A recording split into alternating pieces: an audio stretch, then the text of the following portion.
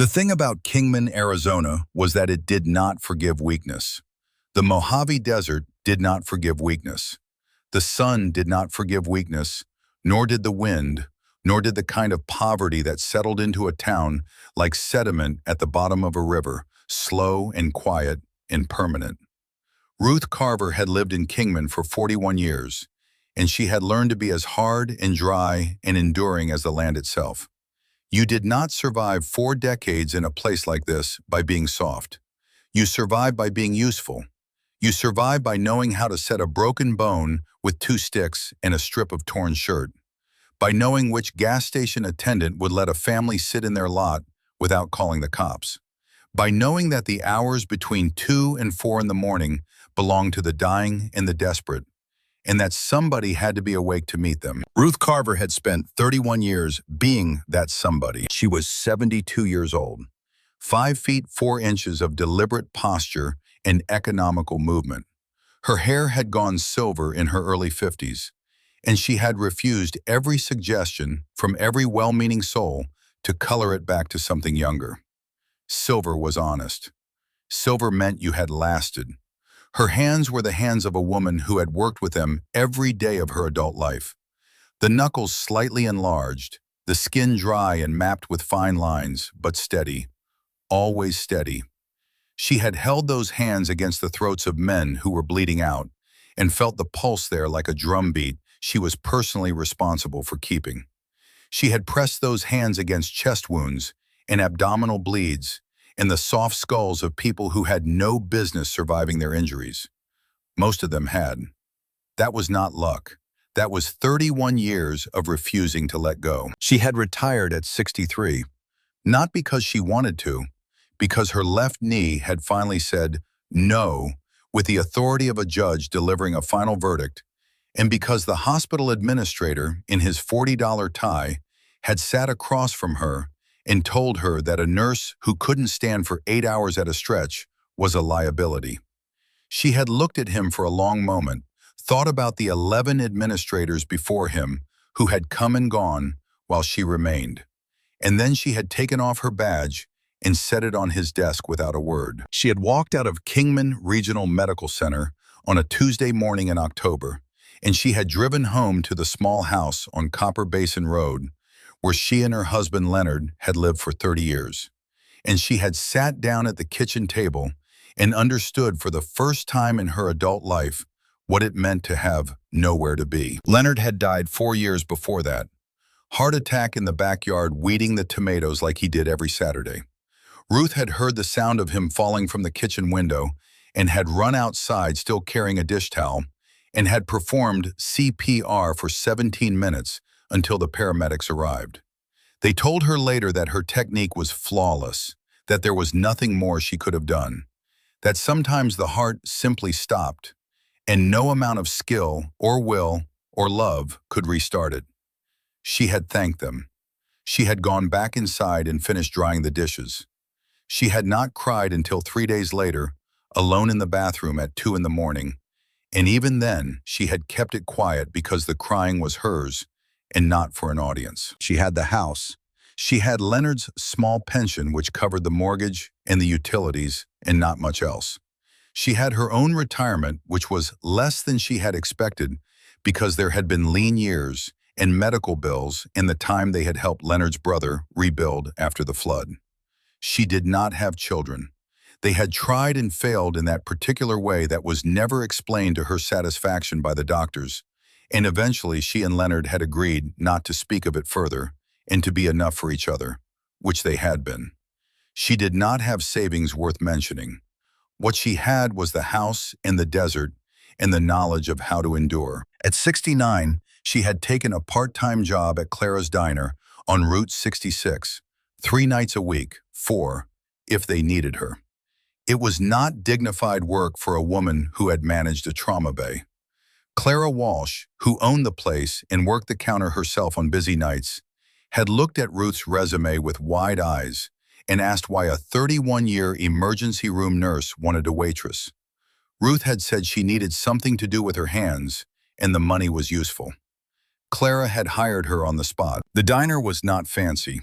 It occupied a low brick building 2 blocks from the old Santa Fe Railroad tracks, with vinyl booth seats in a red that had faded to pink and windows that let in the full fury of the western sun in the afternoon. It served pancakes and eggs and country fried steak and coffee that was strong enough to stand a spoon in, and its clientele were the people who kept Kingman running: truckers off the interstate, construction workers, sheriff's deputies, a few tourists who had taken the historic route and needed to rest their eyes from the road. On weekend evenings, bikers. Kingman sat at a crossroads that motorcycle clubs had used since the 60s, and Clara's Diner had been feeding bikers for almost as long as it had been in operation. Ruth had learned early not to treat them differently from any other customers. They ate. They tipped, usually well. They were louder than the truckers and quieter than the construction crews on Payday Friday, and they generally left the place as they found it. She was not afraid of bikers. She was not afraid of much. Fear was a luxury she had spent her career metabolizing into useful action. It was the third Tuesday of November, and the desert had remembered that winter was a real thing, even in Arizona.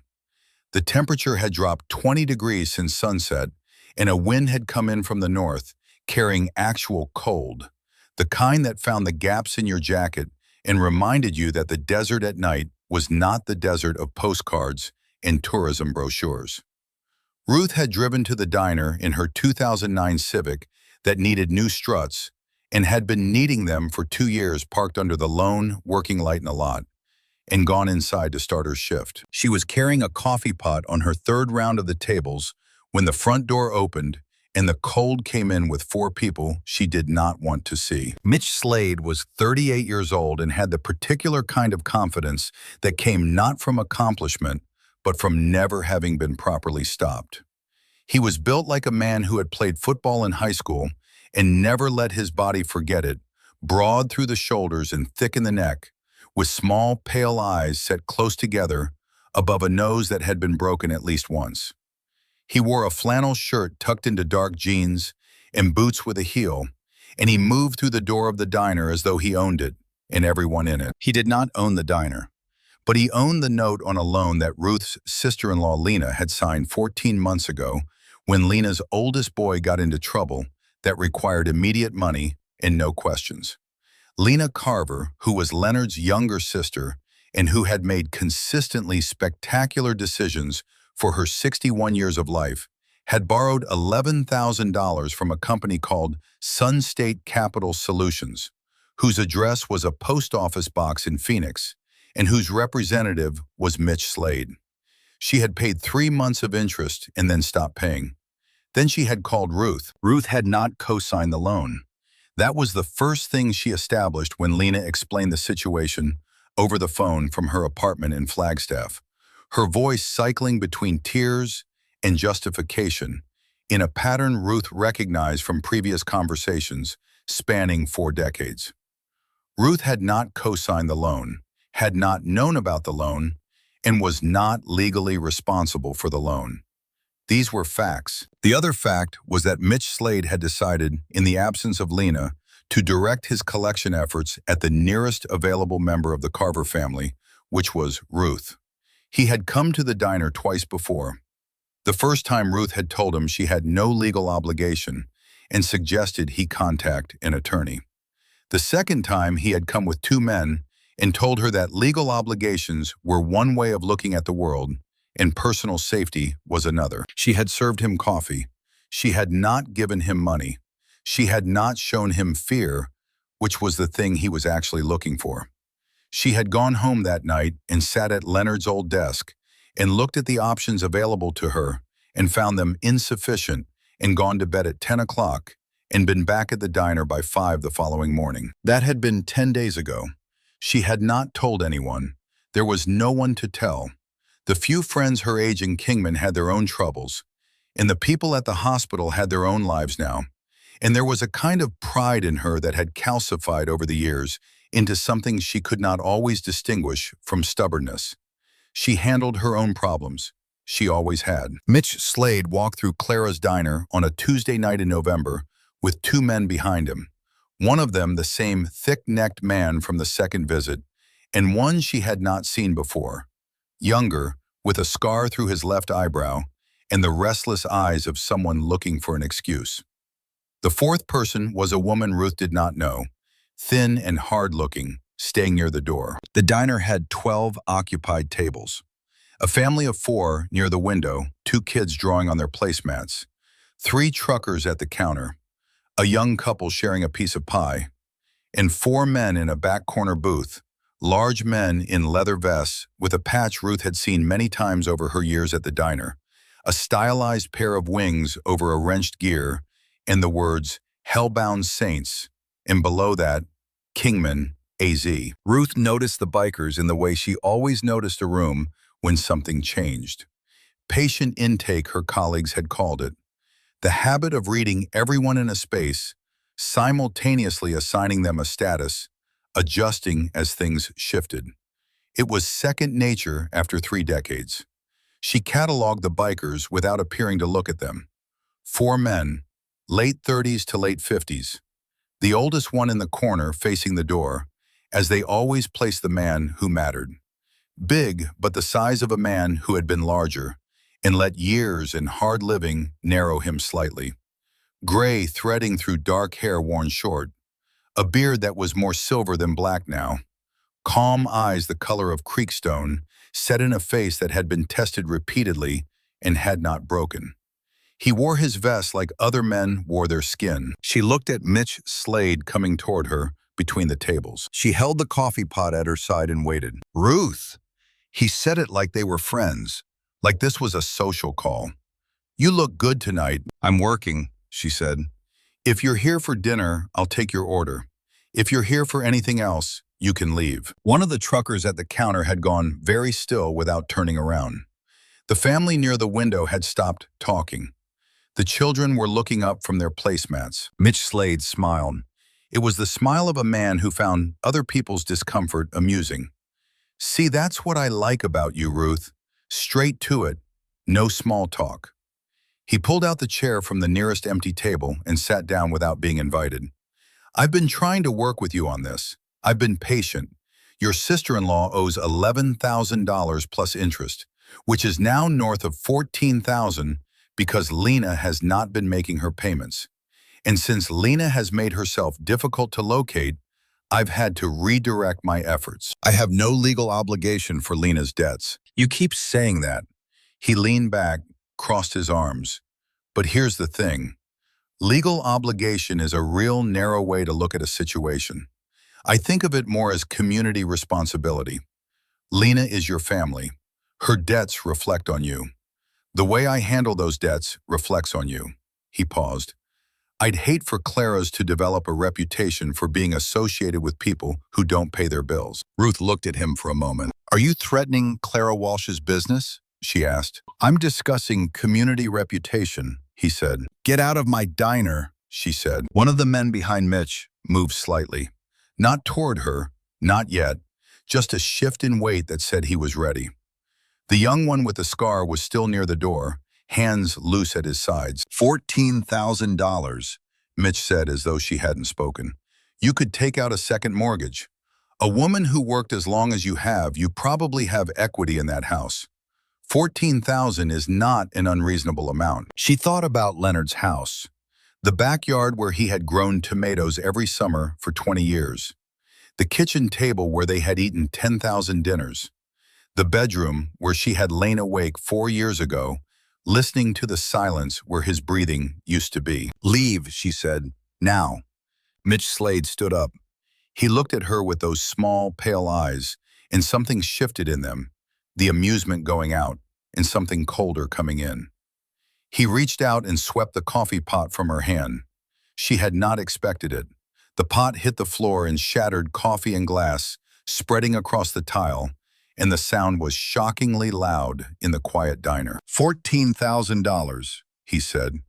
By the end of the month, or we start having different conversations. He turned away from her, as if she no longer existed. Ruth Carver looked at the broken glass on the floor at the coffee, spreading in a dark stain, at the hand she had been holding the pot, with which was entirely steady. She looked at Mitch Slade's back. 31 years of emergency medicine had taught her a great many things.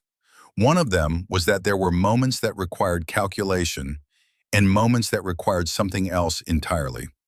The moments that required calculation were the majority of them. The ones that required something else were rarer, but a person who had lived long enough and worked long enough knew the difference. She stepped forward. The open-handed strike caught Mitch Slade across the left cheek with the full weight of her shoulder behind it. Not a slap in the ordinary sense. A controlled, deliberate application of force from a woman who had been on her feet for hours and was angry enough to stop being careful. The sound of it carried across the entire diner. Mitch Slade stumbled sideways into a neighboring table. Plates rattled. A water glass went over. He caught himself on the table's edge and straightened up his hand going to his face, his expression cycling through several stages before settling on something that was purely dangerous. The diner had gone completely silent. The younger man near the door pushed off the wall. The thick-necked man behind Mitch moved.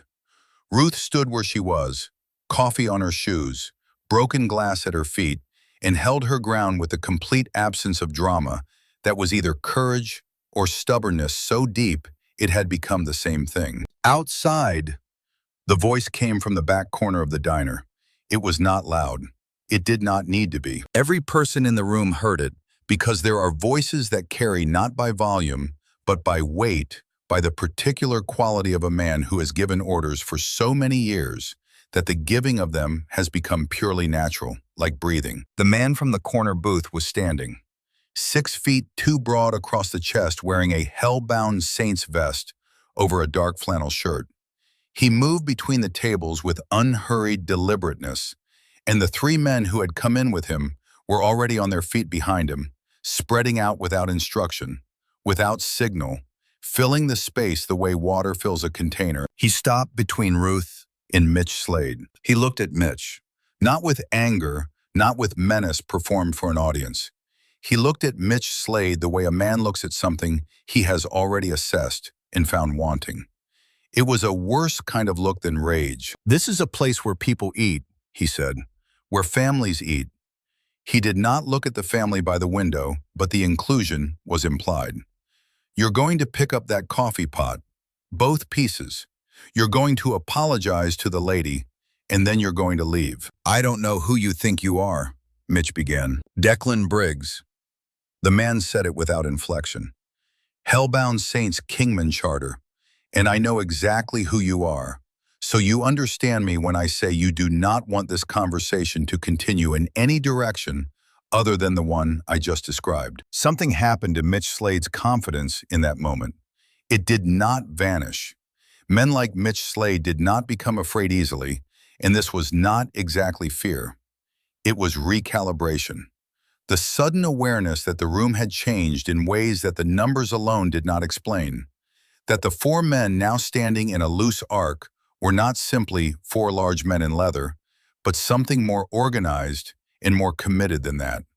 And that the man in front of him was accustomed to situations exactly like this one, and had long ago stopped being uncertain about how they ended. Mitch looked at Ruth.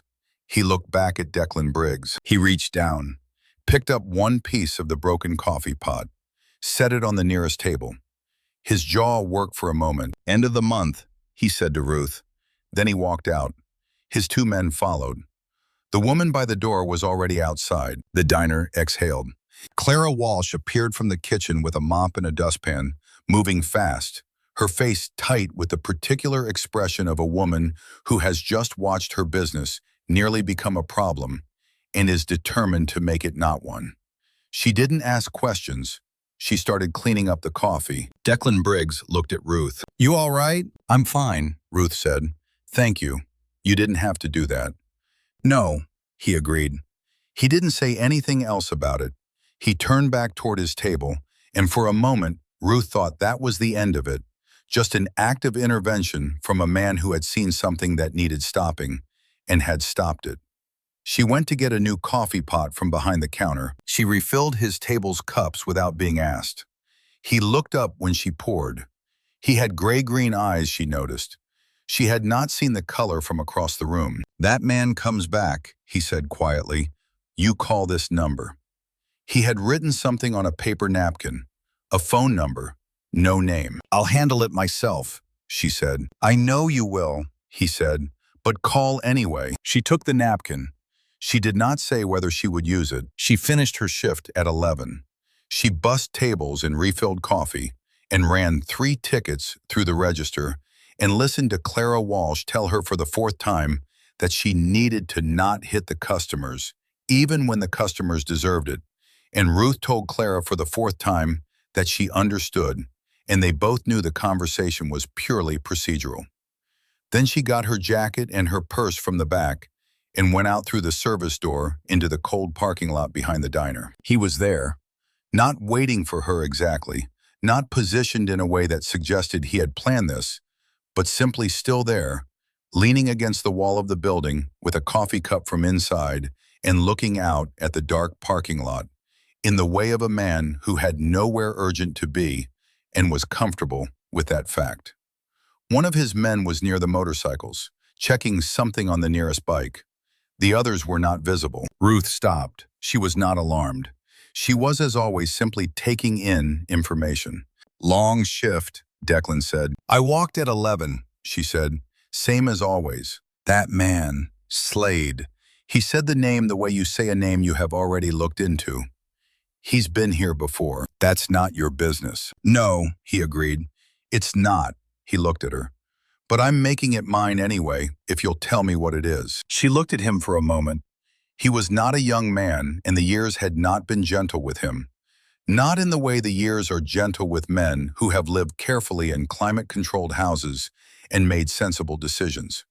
He had the kind of wear that came from the road, and the weather and choices that were made from conviction rather than caution.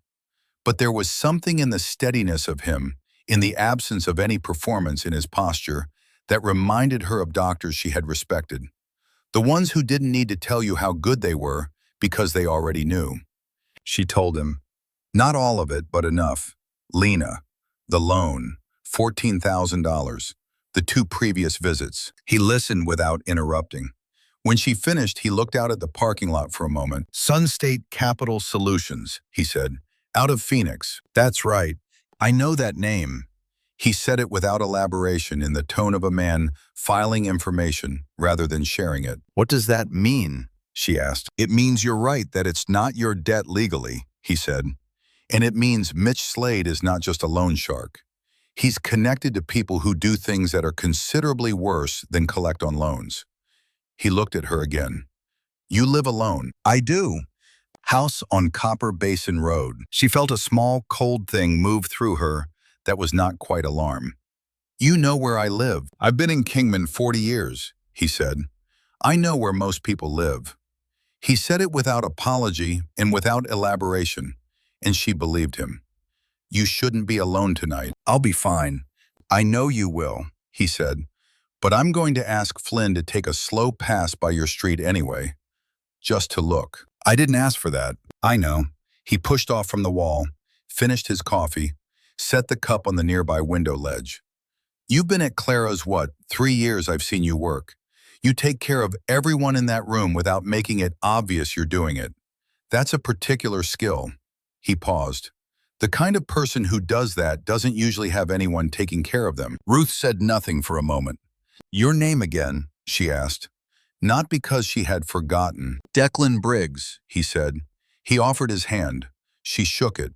His grip was firm without being performative. His hand was heavily calloused, the hands of someone who worked on machines.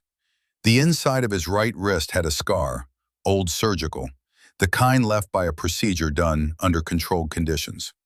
"Most people call me Reaper." "I'll call you Declan," she said. Something moved in his expression. Not quite a smile, something closer to recognition. "That's fine," he said. "Good night, Ruth." She drove home on the dark road through the desert.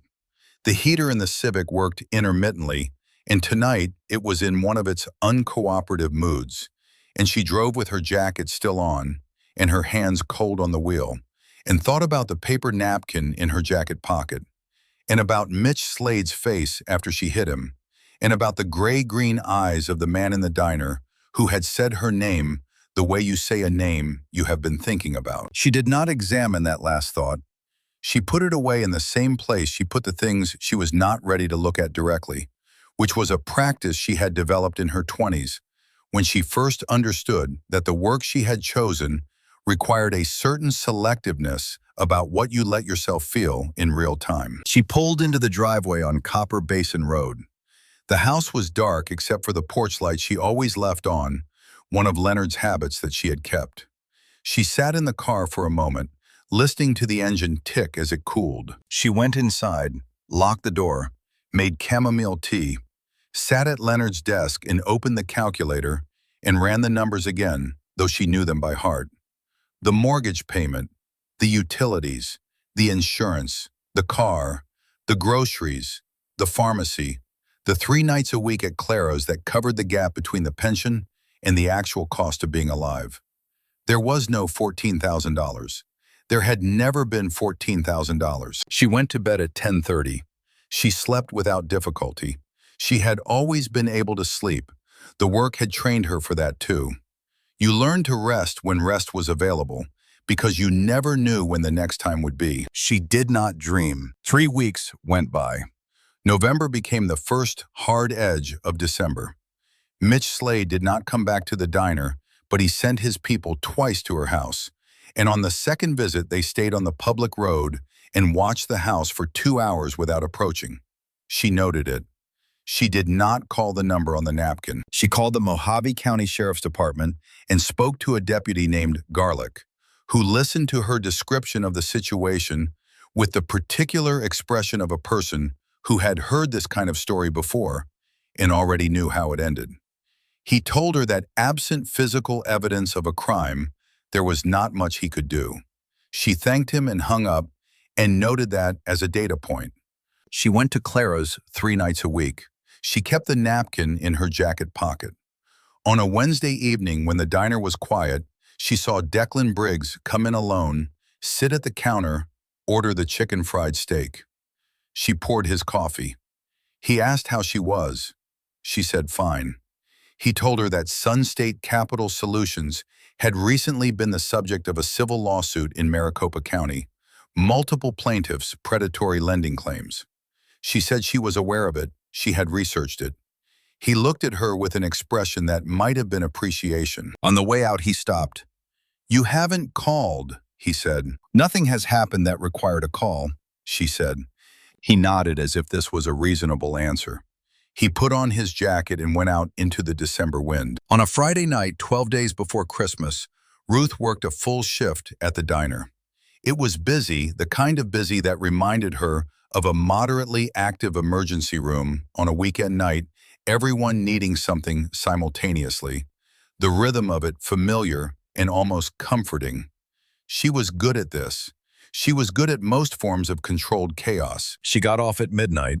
The parking lot behind the diner was empty except for her Civic and the dishwasher's truck. The lot was poorly lit on the north side, the overhead lamp having been out for 3 weeks, despite her reporting it to Clara twice. She walked to her car in the dark, keys in hand. End of the month was 2 weeks ago. Mitch Slade stepped out from the space between the dumpster and the east wall. One of his men came from the other direction. She was between them. The parking lot was empty. The diner's back door was 30 feet away. She turned to face Slade. She made herself go completely still inside the way she had learned to go still in the trauma bay when the noise and the blood and the urgency were loudest. The stillness was not absence of feeling. It was the containment of feeling, the channeling of it into clear sight and precise action. "You need to leave," she said. "You hit me," he said, "in front of people, in front of customers, in front of a room full of witnesses." He moved closer. "You think that doesn't have consequences?" "I think you knocked my coffee pot onto the floor," she said. I think I responded appropriately. $14,000, he said. "Tonight. I don't have $14,000. Then we're going to have a problem." He was close now inside the distance that was comfortable, the way men like him understood that physical space was a form of power. She could smell the cold air and the cigarettes on him. Maybe we start with something small. Maybe we start with a conversation about what happens to houses when the owners can't pay their bills. Strange things happen. Pipes burst. Wires short out. People get careless with cigarettes. Something in Ruth's chest went completely flat. Leonard's house. Leonard's backyard. The tomatoes. She heard the bikes before she saw the lights. 3 motorcycles turning into the rear parking lot, headlights sweeping the space, engines dropping to idle. She had not called. She had not needed to, and she understood in that moment that someone had been watching this parking lot. Perhaps not every night, but enough nights, paying attention in the way that people who understood that threats escalated, not decreased, paid attention. Declan Briggs pulled in on a dark-colored Harley and cut the engine. He sat on the bike for a moment, taking in the scene with those steady, creekstone eyes. Then he swung off the bike and walked toward them, and the 2 men with him spread out without instruction, familiar practiced. Mitch Slade turned. "Briggs," he said. The confidence in his voice had shifted. Not gone, but altered, reconfigured around a new set of variables. "This is a private conversation." "Private conversation in a parking lot," Declan said. He stopped 10 feet away. He looked at Ruth. "You all right?" "Fine," she said. He looked back at Slade. $14,000 from a 72-year-old woman's house, he said, for a debt that isn't hers. "It is what it is," Slade said. "Family responsibility. You understand that concept, Briggs, better than most." "I understand debt," Declan said. "I understand that Sun State Capital Solutions charges 40% interest and uses physical intimidation for collection, and that 3 of your past borrowers have filed police reports, and one of them is in the hospital in Phoenix with injuries consistent with what we'd call a persuasion conversation." He said it quietly, factually, like a man reading from a report.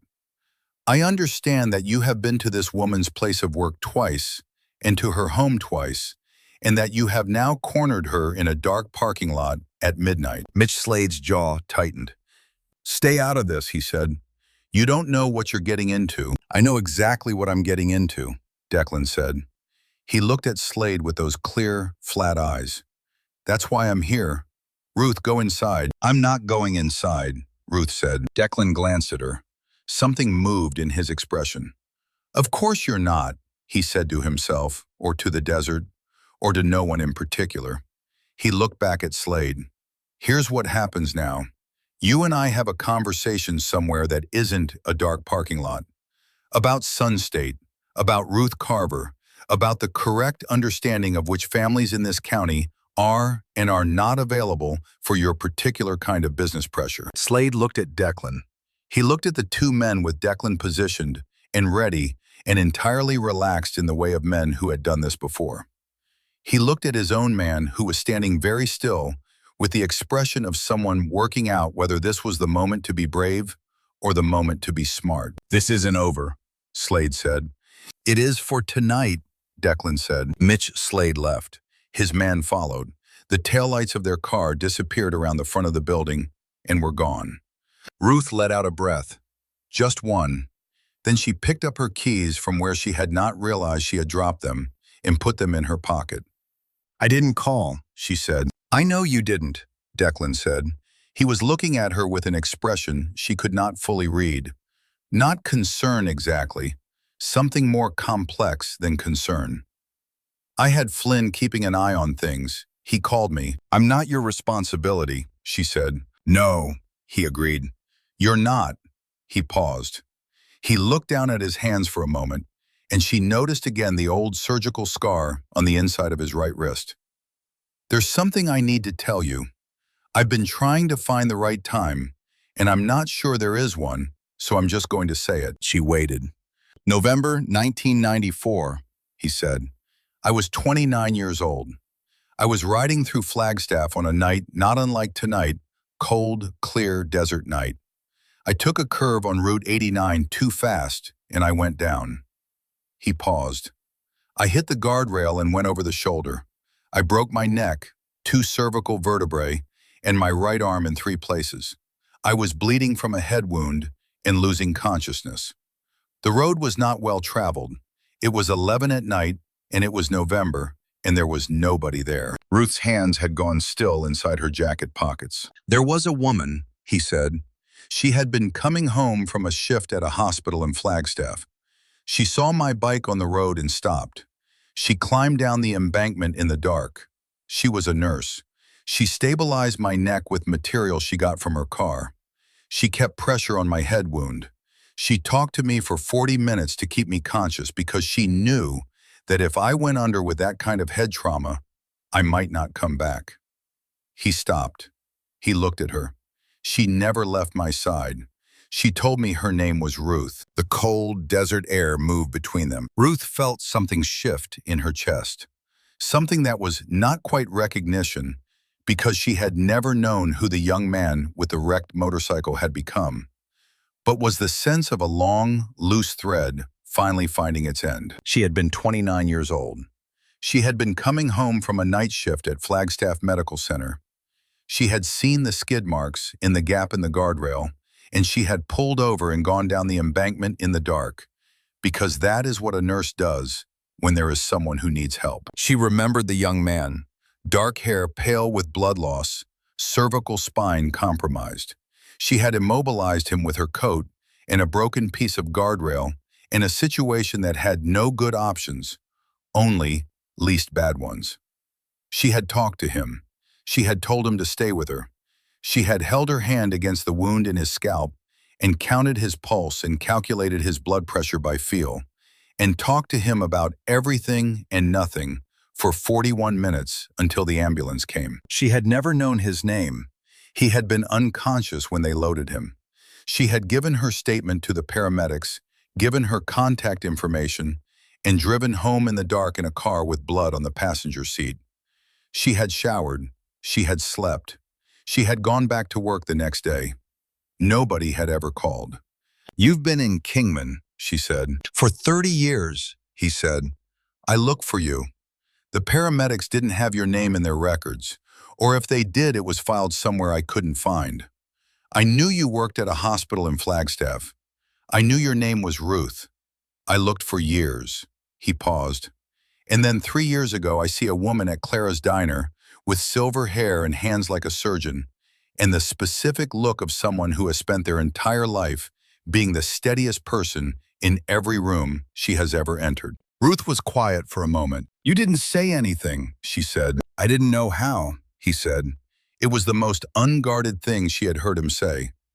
A man like me walking up to a woman like you and saying, "You saved my life 30 years ago. I didn't know if you'd remember. I didn't know if it would matter to you. I didn't know." He stopped. "I watched you work," he said. "I saw what kind of person you were. And I thought about it every time I came in, and I couldn't find the right words." "Declan," she said. "Yes. Of course I remember." He was quiet. "I've thought about that night," she said, "many times. You were 29, and it was cold, and you were afraid, and you didn't want to show it. I remember that. You kept trying to tell me you were fine." A pause. "You were not fine." He made a sound that was almost a laugh. Low, surprised. "No," he said, "I was not fine." The desert wind moved through the parking lot.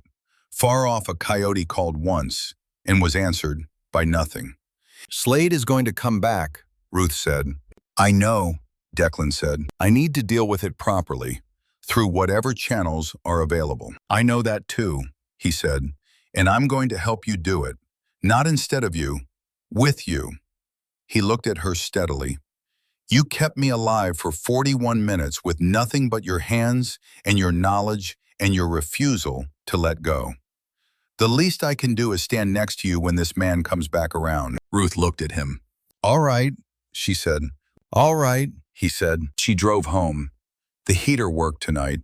The desert was cold and dark and enormous on all sides, and the stars were as thick as she had ever seen them. And somewhere behind her, a motorcycle engine turned over and caught and followed her home at a distance she didn't see until she looked in the rearview mirror. And she decided she did not mind. She did not sleep as easily that night as she usually did. This was not fear. She had examined what she felt on the drive home and determined it was not fear, but rather the particular alertness that came from a situation that had not resolved, that was ongoing, that required continued attention. The loan. Slade. The 30-year debt that Declan Briggs had apparently been carrying in silence while she carried on her life entirely unaware that the young man on Route 89 had grown into a man who ran the most prominent motorcycle club in Mojave County. She lay in the dark and thought about it with the methodical patience she had always brought to complex situations. What were the facts? Lena had borrowed money from a predatory lender and then disappeared into her particular talent for vanishing when consequences arrived. Mitch Slade had decided that Ruth was an easier target than Lena, which was incorrect but understandable from his perspective, given that Ruth was still here and Lena was not.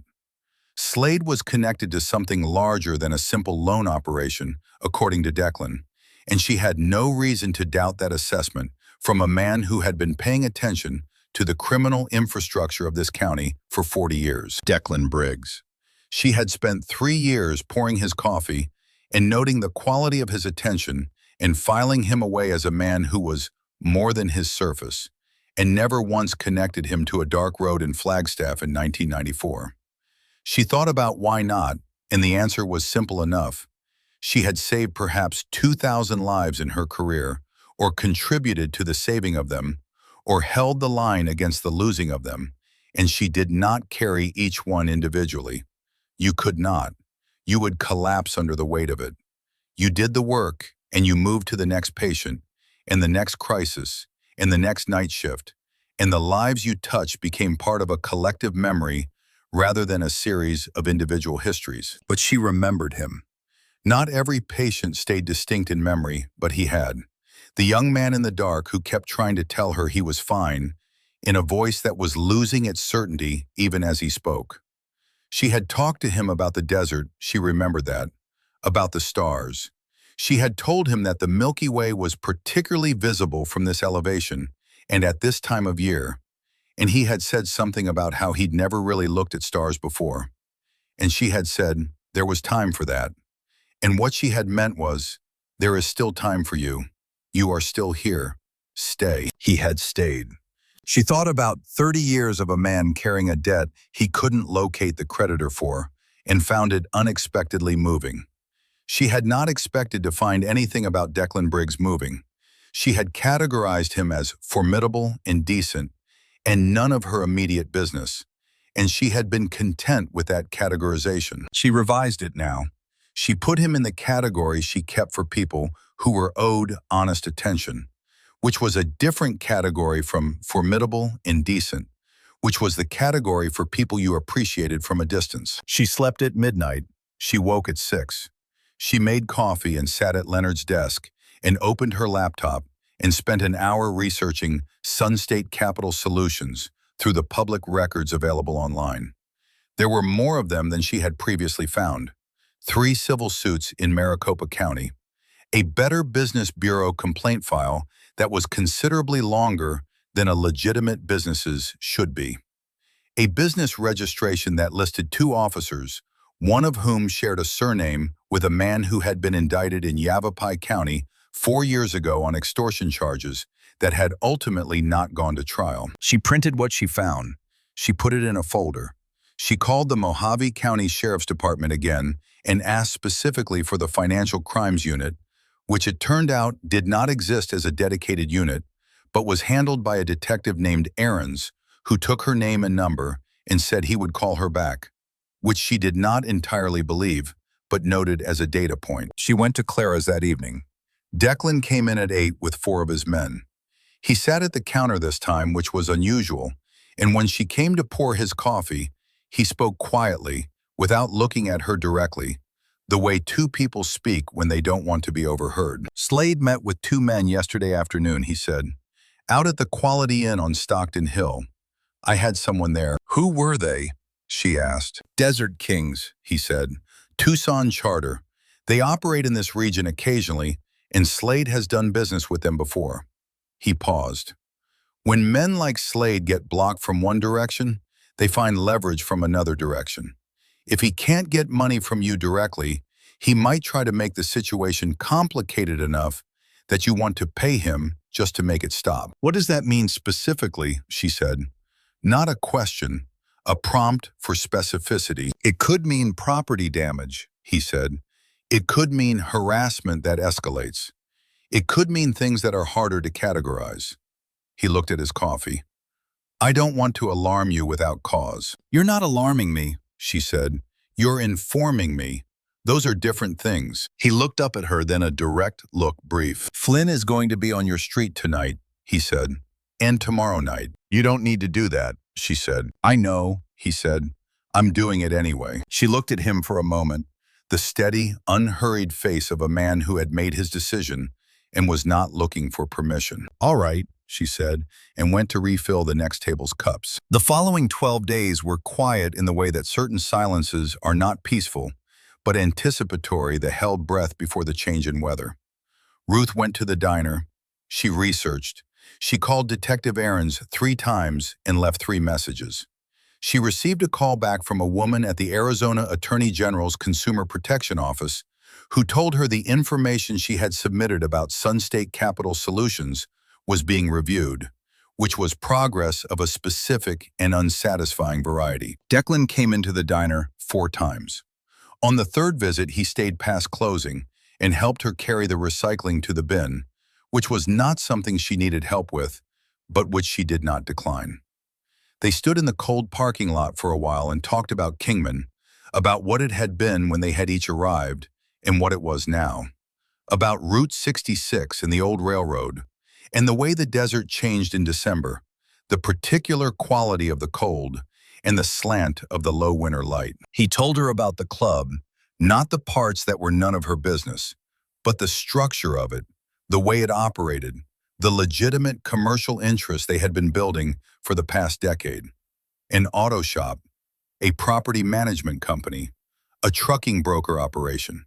He spoke about it with the understated pride of a man who had worked hard to make something real out of something that had been more complicated in its origins. She told him about the emergency room, about the cases she still thought about the 11-year-old girl who had come in with appendicitis so advanced the surgeons had said she wouldn't make it, and had made it. About the 63-year-old farmer she had lost on a Tuesday in April after fighting for him for 2 hours, and how she had gone outside afterward and stood in the ambulance bay in the sun for 5 minutes before she could go back inside. He listened the way people who have done hard work listen to other people talking about hard work. With recognition. On the 12th day at 7:30 in the morning, Ruth was sitting at Leonard's desk with her coffee when she smelled smoke. She was outside and around the back of the house in under a minute. The detached storage shed at the rear of the property was on fire. Not a large fire, yet contained to the shed itself, but the shed shared a fence line with the main structure, and the fence was old wood and dry as everything in the desert was dry in December. She called 911. She got the garden hose. She did what could be done, which was not enough, but it was not nothing. The fire department arrived in 8 minutes and contained it before it reached the house. The shed was a total loss. The back fence was scorched. The tomato garden that Leonard had built was gone, the raised beds black and ruined. The fire investigator told her within 2 hours that the origin point was inconsistent with accident. An accelerant had been used.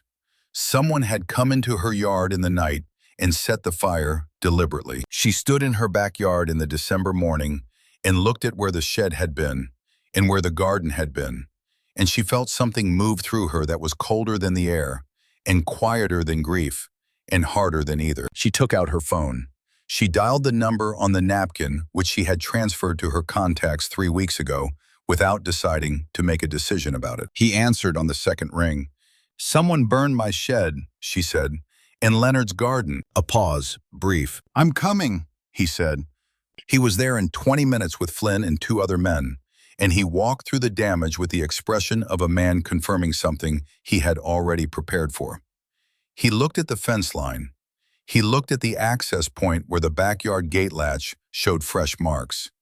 He looked at Ruth, who was standing with her arms crossed and her face entirely composed, and he said nothing for a moment, because there was nothing useful to say. "Slade," she said. "Yes," he said. "This is not going to stop on its own," she said. "No," he said. "It's not." He looked at her. "I want you to come to the compound. It's safer than here until we deal with this properly." "I'm not leaving my house," she said. He looked at her. He had expected this. She could see that he had expected it in the way his expression did not change. "Then I'm staying here," he said. She looked at him. "In the driveway," he said. "Flynn on the street. This is not negotiable, Ruth." She thought about it for exactly 3 seconds. "The guest room has a bed," she said. "Leonard used to say it was the most comfortable bed in the house. He slept in it when his back was bad." Something shifted in Declan Briggs's expression. Small, contained, entirely real. "All right," he said. They stood in the ruined backyard in the December cold. Two people in their 70s who had each spent their lives being the steadiest person in every room they had ever entered. And the desert stretched out beyond the fence in every direction, indifferent and enormous and beautiful. And neither of them said what they were both thinking, which was that something had shifted in the past 3 weeks that neither of them had planned for, and neither of them was certain what to do with. And that was all right. Some things did not need to be named to be real. Ruth Carver had been a nurse long enough to know that. You could read the vital signs without saying them aloud. You could know what was alive without holding it up to the light. She went inside to make coffee. He followed her in. The guest room at the back of the house on Copper Basin Road had a window that looked out over the charred remains of Leonard's garden. And Declan Briggs lay awake in the dark for the first 2 hours, listening to the silence of someone else's house. It was a particular kind of silence, populated with the small sounds of a life lived alone. The heater clicking on and off, the refrigerator cycling the wind against the east-facing window that had a slight rattle in its frame. The sounds of a house that had been waiting for occupancy. He had slept in worse places. He had slept in far worse places. Flynn was outside in the truck. Rodriguez and Axel Weaver were rotating through the street in 2-hour shifts. The compound was 15 minutes away and fully staffed. There were cameras on the fence now installed in the 2 hours between Ruth's call and her agreement to make coffee, done by 2 of his men who had mounted security equipment on short notice many times before. The burned shed smelled of wet ash through the window he had cracked for air. He thought about the garden. She had not told him about it being Leonard's garden. Flynn had told him 3 months ago, when Flynn had noticed the way the old raised beds were still maintained, even though they were empty in winter, the way she had described them once to Clara as her husband's project. A man who had planted tomatoes every summer for 20 years. A woman who kept his garden after he was gone. Declan Briggs had been alone for 16 years. His first marriage had not survived the years when the club was at its most difficult, when the violence was more immediate and the consequences more serious, when his wife had finally said she could not continue living with the threat of what his life might become. He did not blame her. She had been correct. He had not remarried. There had been women over the years, relationships that were real in their time and honest in their limitations. But he had not found anyone who made him want to try again for the particular sustained commitment that marriage required. He was 58 years old, and he ran the Hellbound Saints with the attention and discipline that had built it from 12 members in a rented garage to 60 men operating legitimate businesses across Mojave County. He was, by any measure he applied, a successful man, a respected man. He was also a man who had sat across a diner counter for 3 years from the woman who had saved his life and had not found the words. He found that more shameful than most of the things in his history. He had been working on it. He had been getting to it. And then Mitch Slade had accelerated the timeline in the particular way that bad actors always accelerated timelines, which was by forcing a situation to a point where the comfortable postponement of necessary things was no longer possible. He did not think about what came after all of this was resolved. He thought about what needed to be done tomorrow and the day after that, and he kept the rest of it in the same quiet internal compartment where he kept things that were true, but not yet ready to be said aloud. He slept eventually.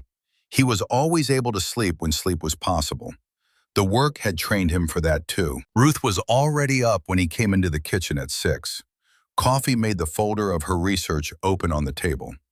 She looked up when he appeared in the doorway and said, "Good morning," without ceremony, and poured him a cup without asking how he took it, which meant she had noticed. He drank it black. She drank it the same way. She pushed the folder toward him.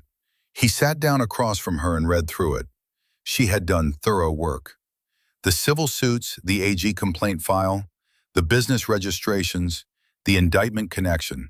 She had organized it chronologically and had written brief annotations in a precise, clear hand. "Detective Aarons is not going to call you back," he said. "I know," she said, "but I'm creating a record, a paper trail of good faith efforts through official channels. If this ends up in court at any point, I want it documented that I tried." He looked at her over the folder. "You think ahead. 31 years in an emergency room," she said. "You learn to think 3 steps ahead of the situation." He nodded. He turned a page. "There's something here you didn't find," he said. He took out his own phone, opened a photograph, turned it toward her. It showed a document, financial. Mitch Slade is not independent. He works for a man named Carson Holden, who operates out of Tucson and has significant commercial real estate interests across the western counties. Holden uses Sunstate as a mechanism for pressuring small property owners. He creates a debt situation, escalates it until the property owner either pays or sells, and then acquires the property at below market value or influences a foreclosure purchase. Ruth looked at the document on his phone screen. Her eyes moved carefully through it. "He wants the house," she said. "Copper Basin Road has been annexed into a new development zone," Declan said. "There's a commercial project proposed for that corridor. Several properties in that block have already sold in the past 18 months. Yours is one of 4 remaining." Ruth set down her coffee cup. She looked out the window at the ash where the shed had been, at the blackened fence line, at the empty raised beds where Leonard had grown tomatoes for 20 summers. "He manufactured the debt," she said, "through Lena." "I don't know if Lena was recruited or just convenient," Declan said. "But yes, the loan was a mechanism for creating leverage." Ruth was quiet for a moment. Then she said, "That's not a small operation." "No," Declan said, "it's not." "Then why," she said, "are we sitting at my kitchen table instead of going to the FBI?" "We are going to the FBI," Declan said. "I have a contact in the Phoenix field office, a man named Sawyer who has been building a case against Carson Holden for 2 years and needs documentary evidence of the property acquisition scheme. What you have in that folder, combined with what I have, is exactly what he's been looking for." He paused. "I should have told you sooner. I was building the case carefully. I wanted to bring you a solution, not just a plan." Ruth looked at him. "Declan," she said. "Yes." "Next time, tell me what you know when you know it." He held her gaze. "Yes," he said. "You're right." She stood up and picked up her folder. "I'll make more copies," she said. "I want to keep the originals." He watched her go to the desk. He drank his coffee. Outside in the yard, the December light was coming up gray and thin, and the ruins of the shed were beginning to show their true extent in the daylight. A loss. A deliberate one. He thought about what it cost a woman to have her husband's garden burned down and to not cry about it in front of anyone. And he thought about what that kind of composure required and what it had cost to develop it over a lifetime. He thought he understood. He thought he had paid similar prices in different currency. Flynn came in at 7:30 and ate the eggs Ruth made without being asked, because there was something in Ruth Carver that made you understand a meal was being offered and declining it would be graceless. He gave a report while he ate.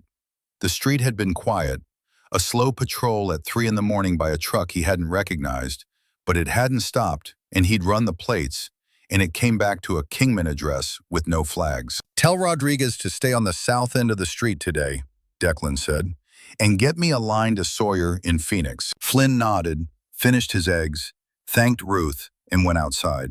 Ruth came back to the table with her copies filed and the originals in the folder and sat across from Declan again.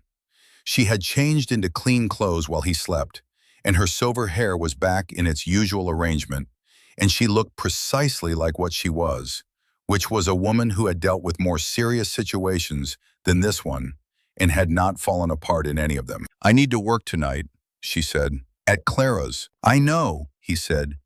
"I'm not going to hide in the house." "I know that too," he said. "You can come with me," she said, "if you want to, for coffee." It was he understood an invitation that was being extended as practically and without drama as everything Ruth Carver did. He accepted it in the same spirit. "All right," he said. The call to Sawyer at the FBI Phoenix field office happened at 10 in the morning from Declan's phone, with Ruth sitting at the table and listening to the half of the conversation she could hear. Declan was concise and clear. He described the situation, the documentation, the connection between Slade and Holden, and the property acquisition scheme. Sawyer asked 3 questions that Declan answered without hesitation. Then he asked to speak with Ruth directly. She took the phone. Sawyer was a measured man, professional, the kind of federal agent who had learned to listen more than he spoke, because listening was where the information was. He asked her specific questions about the loan, the collection approach, the timeline of events. She answered precisely with dates and amounts and exact descriptions of what had been said and by whom. When she finished, there was a brief silence. "Miss Carver," Sawyer said, "you've done remarkably organized work on this." "I was an emergency room nurse for 31 years, she said. Documentation was the difference between a clear case and a lost one. Another brief pause. "We're going to need you to come into Phoenix," he said, "in the next few days. Sooner is better. Can you do that?" She looked at Declan. "I can do that," she said. She handed the phone back. Declan wrapped up the call. When he put the phone down, he looked at her with an expression that was direct and unguarded in a way she was beginning to recognize as characteristic of him. The absence of performance that was its own kind of honesty. "Good," he said. "Yes," she said. She went to work that evening. He came with 3 of his men and sat in the back corner booth that he occupied by preference, the one that faced the door, and drank coffee and ate country fried steak while she worked the tables. Clara asked her nothing about the morning or the shed. Clara Walsh had been in Kingman long enough to understand when not to ask questions, which was one of the qualities Ruth had always respected in her. It was a quiet shift. No sign of Slade or his men. Ruth refilled every table 3 times and ran 7 tickets and helped the new girl, who was 19 and nervous and kept forgetting the coffee modifications, and stayed 15 minutes past the end of her shift to help close the service area. When she came out through the back door, Declan was waiting. She had not asked him to wait. He had waited. They drove back to Copper Basin Road in their separate vehicles and went inside, and Ruth made chamomile tea, and Declan declined it and drank water, and they sat at the kitchen table for another hour, talking about nothing urgent, which was to say, talking about the things that mattered when the urgent things were handled for the night. He asked about Leonard. She told him a good man, quiet, an electrician who had kept his own small business for 30 years. A man who had believed in the garden and in strong coffee and in doing what you said you would do. She said she still talked to him sometimes, which she had not told anyone else. Declan said nothing for a moment. Then he said, "I still talk to my sergeant. He died in an accident on the road outside Needles in 2011. Every time I make a decision I'm not sure about, I think about what he would say." "What does he usually say?" she asked. "Either that I'm overthinking it or that I'm not thinking at all," Declan said. He was not a nuanced man. Ruth smiled. It was an actual smile, not the polite professional expression she deployed for customers, but something that came from the face she kept under that. He noticed. He kept his expression level, but she noticed that he noticed, and they both let it pass without comment. She went to bed at 11. He went back to the guest room. Flynn was outside. The cameras were on. The desert was quiet and cold and entirely itself. 3 nights passed in this configuration. They developed a rhythm that was practical and unspoken. Coffee at 6, his report from the overnight, and her update on whatever research she had done, the daily work of the situation. She went to the diner on her scheduled nights. He came to the diner.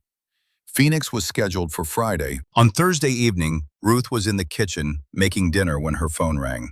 It was a number she didn't recognize. Flagstaff area code. Miss Carver, a woman's voice, young, careful. My name is Gina Slade. Mitch is my brother. Ruth held the phone and waited. I know what he's been doing, the woman said. With your property. With you. I know he burned your shed. A pause. He's done it before. To other people. I have documentation, bank records, photographs of the properties, correspondence with Carson Holden going back 4 years. Ruth said, why are you calling me? Because I can't go to law enforcement directly, Gina said. Mitch would know immediately, and I have a daughter. I need an intermediary, someone who is already in contact with the right people. Ruth thought about this. She thought about how a call like this could be genuine, and how a call like this could be a trap. She thought about which was more likely, and what the cost of each assumption was. Hold on, she said. She walked to the back door and opened it, and gestured to Flynn, who came inside, and listened to her describe the call in 30 seconds. He texted Declan immediately. Declan called back in 2 minutes. She put Declan on speaker and told Gina Slade she was going to ask her to speak with someone else. Declan asked 3 specific questions. Where was she? What documentation did she have physically in her possession? And had she spoken to anyone else about this call? The woman answered directly, a motel on Route 66 outside Seligman. Digital copies on 2 encrypted drives. No one. Declan said, stay where you are. Order food. Don't make any other calls. Someone will come to you tonight. He looked at Ruth. Flynn, he said, take Rodriguez. Bring her to the compound. Treat her like family. Flynn was out the door in 30 seconds. Ruth and Declan sat at the kitchen table. She had turned the burner off under the soup she'd been making. The kitchen smelled of sage and onion and the cold air from the open door. This is the case, Ruth said. This is the case, Declan agreed. If the documentation is what she says it is. It will be, Ruth said. She said it with the certainty of someone who had spent a career reading people under stress and had learned to tell the difference between the many varieties of lying and the relatively rare register of someone telling the whole truth while terrified. She's afraid. That call cost her something. Declan looked at her. You're good at this, he said. I've been reading vital signs for 31 years, she said. Vital signs don't lie. Neither do voices when they're scared enough. They ate soup for dinner. She had enough for 2. Neither of them commented on the configuration of the evening, the particular domesticity of it, 2 people eating soup at a kitchen table in a house on the edge of the desert. Both of them with histories that were long and complicated and unfinished in the ways that all long histories were unfinished. The call from Flynn came at 10:30. Gina Slade and her daughter were at the compound. The documentation was real and substantial. Declan called Sawyer and Phoenix and left a voicemail. He came back to the kitchen and told Ruth. Good, she said. Yes, he said. She was washing the soup bowls. He picked up a dish towel without being asked and dried them when she handed them over. They did not talk about what they were doing. It was the simplest and most natural thing in the world, and neither of them wanted to make it more complicated than it was by naming it. But then Declan's phone rang. Flynn again. Different voice this time. Not Flynn. One of the perimeter men Rodriguez clipped tight. We've got movement on the east approach. Multiple vehicles, no lights. Counting 6, maybe 7. They're not stopping. Declan was on his feet. Ruth was watching him. How many at compound? He said. Full house. 43 men on property. Lock it down. Full defense. Everyone to stations. I'm coming. He hung up. He looked at Ruth. Slade moved fast, he said. They're going for the compound. Gina called him, Ruth said. Not a question. Or they tracked her. He was already moving toward the door. I need to get there. Then go, she said. I'm not leaving you here. Flynn left Rodriguez on the street, she said. And I have your number. Go, Declan. Your people are there. He stopped in the doorway. He looked at her with the particular directness that she had come to understand was the way he looked at things he considered important. Come with me, he said, to the compound. I can't be there and hear both. She thought about it for 2 seconds. She thought about 43 men and the kind of night that followed when multiple vehicles came in without headlights. I'll drive myself, she said. You go ahead. He nodded once. He was out the door and on his bike before she had her jacket on. She drove to the Hellbound Saints compound on the north edge of Kingman through December streets that were empty at 11 at night, following the receding taillight of Declan's Harley, until he turned and accelerated beyond what her Civic could match. She followed the directions Flynn had given her on her first visit. She knew the route now. The compound gates were open when she arrived. 2 men standing post with a particular alert stillness of people expecting trouble. They recognized her car and waved her through without stopping her. She parked near the main building and got out. The courtyard was organized and controlled men moving to positions with the efficiency of people who had drilled for this. The outer perimeter was lit. The security cameras on the east wall showed feeds on a monitor inside the main building that one of the younger members was watching with a radio in his hand. Declan was in the center of the courtyard talking to Flynn and a man she recognized as Axel Weaver, who was the sergeant-at-arms and who had the face and manner of a man who had been in difficult rooms many times before. They were moving fast, organized, no wasted motion. She looked around the compound. Against the west wall of the main building was a supply room with its door open. She looked at what was inside. First aid supplies. Basic, not what she would have chosen, but more than nothing. She went to find Declan. Where do you want me? She said. He turned. He looked at her. Ruth, he said. I'm a trauma nurse, she said. If men get hurt tonight, you need me in a room with supplies and light. Tell me where. A beat. 1 beat only. Inside, he said. Main building, back room, second door. It's set up for medical. Flynn will show you. I know where it is, she said. She had been in the building twice. She had noted the layout. She always noted the layout. She went inside. The back medical room was a former storage space that had been converted with practical intelligence. A work table at a good height, good overhead lighting, a cabinet with supplies that were better than she'd initially thought from across the courtyard. IV bags, suture kits, pressure bandages, a defibrillator that was up to date on its certification sticker. Someone had been thinking about this. She took inventory in 3 minutes. She reorganized the cabinet by priority of likely use. She cleared the table and set out what she would need first. She put on the latex gloves she found in the cabinet. She turned on every light in the room. She was ready in under 10 minutes. She had been ready for situations like this for 31 years. Outside, she heard Declan's voice carrying across the courtyard. 6 vehicles, Desert Kings out of Tucson, he was saying. Holden's people. They're going for the gate. Then the first vehicle hit the gate. The sound of it was enormous. A sustained crash of steel on steel that she felt through the floor and walls. Not a battering ram exactly, a truck driven directly into the reinforced gate at speed. The gate held on the first impact, a shout from outside, an engine revving. The second impact opened it. The firefight started immediately after. She heard it clearly, the controlled patterns of men who knew what they were doing. The difference between panic fire and aimed fire, the particular sounds of men moving under stress. She stayed in the room. She did the preparation that preparation required.